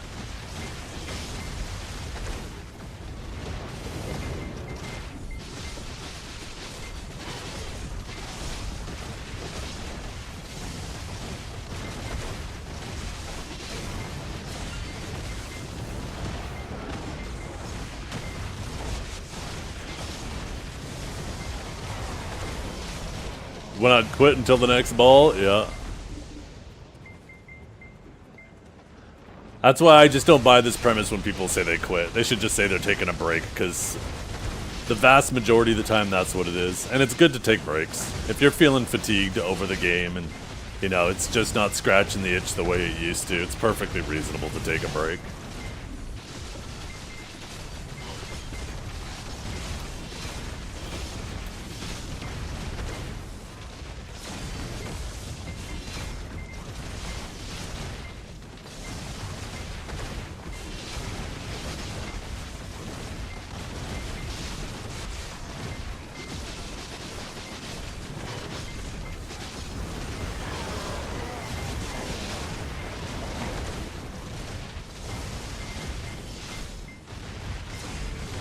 Yeah, Awakening is higher APM than Suck for PvE, but Suck has like a different type of management.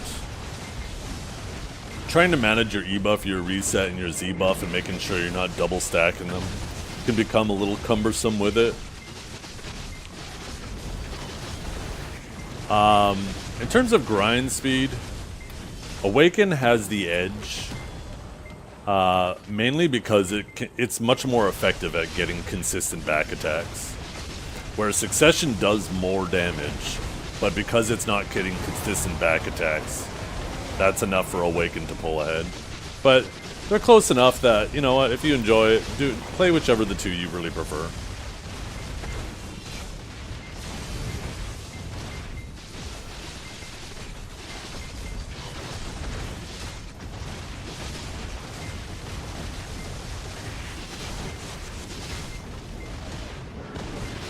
Which spec is more fun? That's subjective. I personally love Awakening Sage. So for me, Awakening is more fun. But if you ask Divios, he would say the complete opposite. It really depends on like what your play style is, what you're looking for.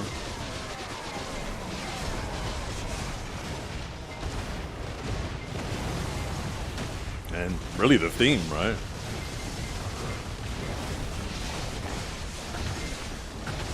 Yeah. Stuck is definitely better in large scale, yeah. Awaken can hold its own, though. It's not a slouch. It's not a liability.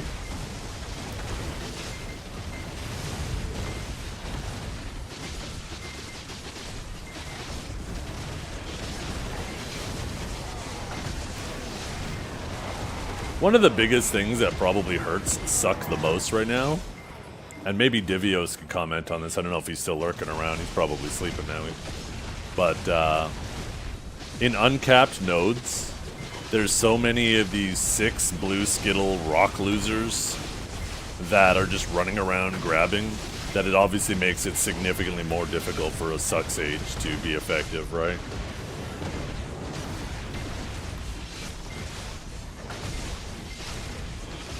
You can't kill them and they just hold W at you to shut down your damage.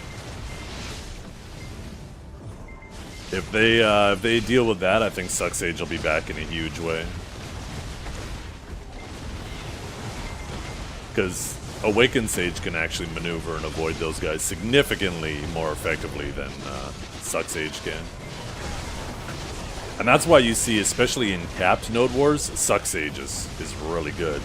Because you can't build 6 DR crystals, right?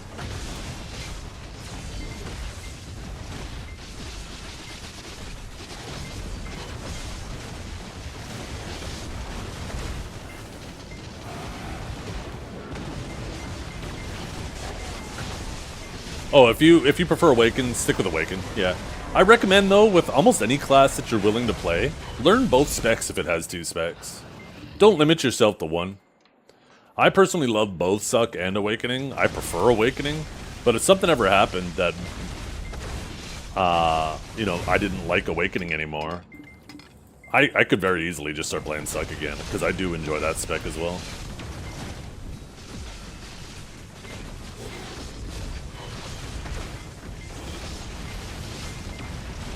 Some classes, too, learning both specs really helps kind of diversify your options, right?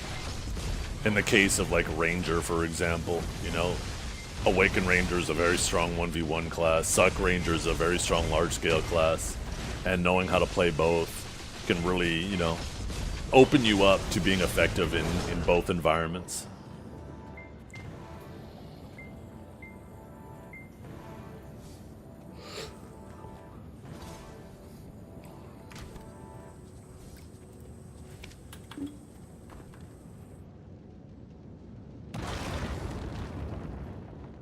Yeah, didn't Velk just get some love this week, too?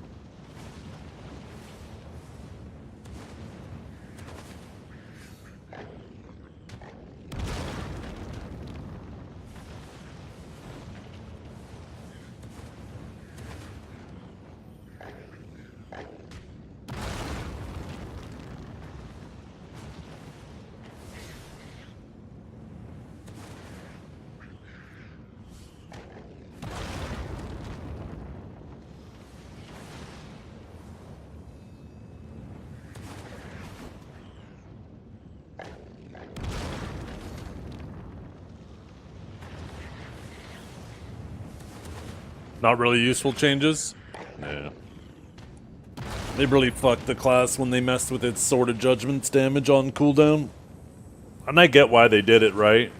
They were trying to target all these classes out there that were spamming one ability to, you know, more or less AFK grind. But that was such a core ability for the way Suck Valk deals damage. They just screwed it so hard. Yeah, honestly, no classes should have vacuums. Get that shit out of PvP. Either that or make it a CC.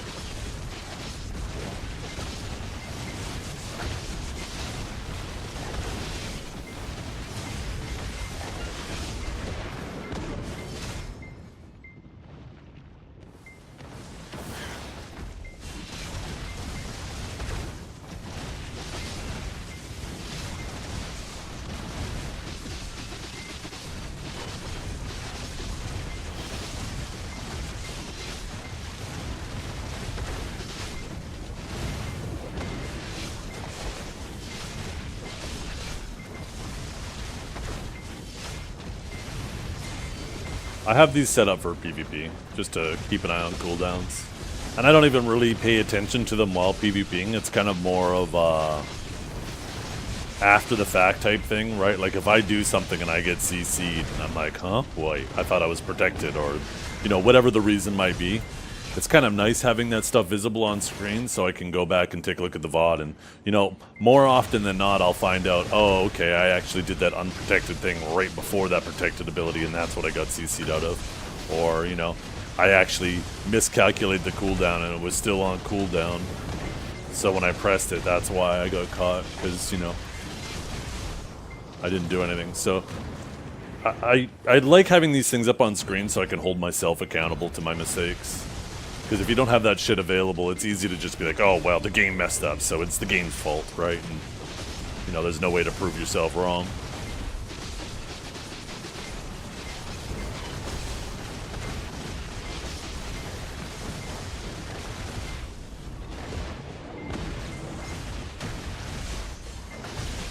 Yeah.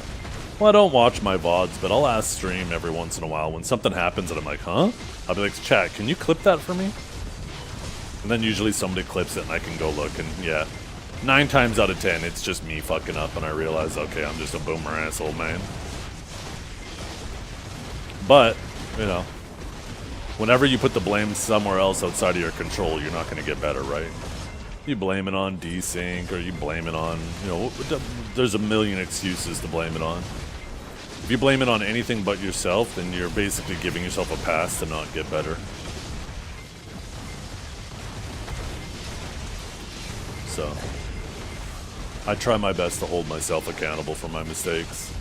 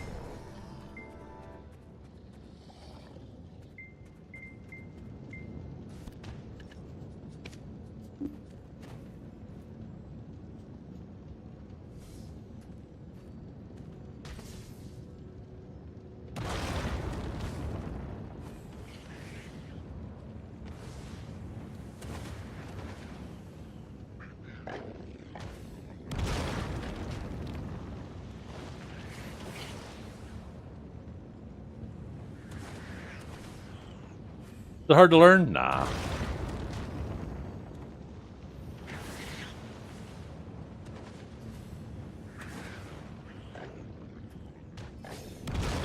Well, chat. I gotta go pick up my daughter from school here shortly.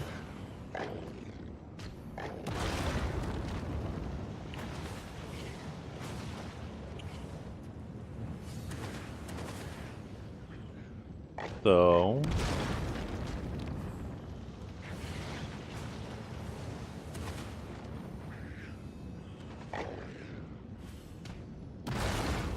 hope you're all having a wonderful day. I hope you all continue to have a wonderful day.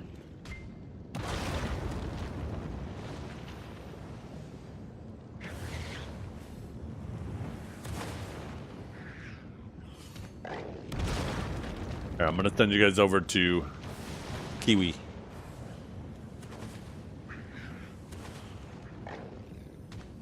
So, thanks for hanging out, everybody. Hope you all have a wonderful day. We will be back tomorrow. Any other Sage streamers? Not that I see streaming right now, no.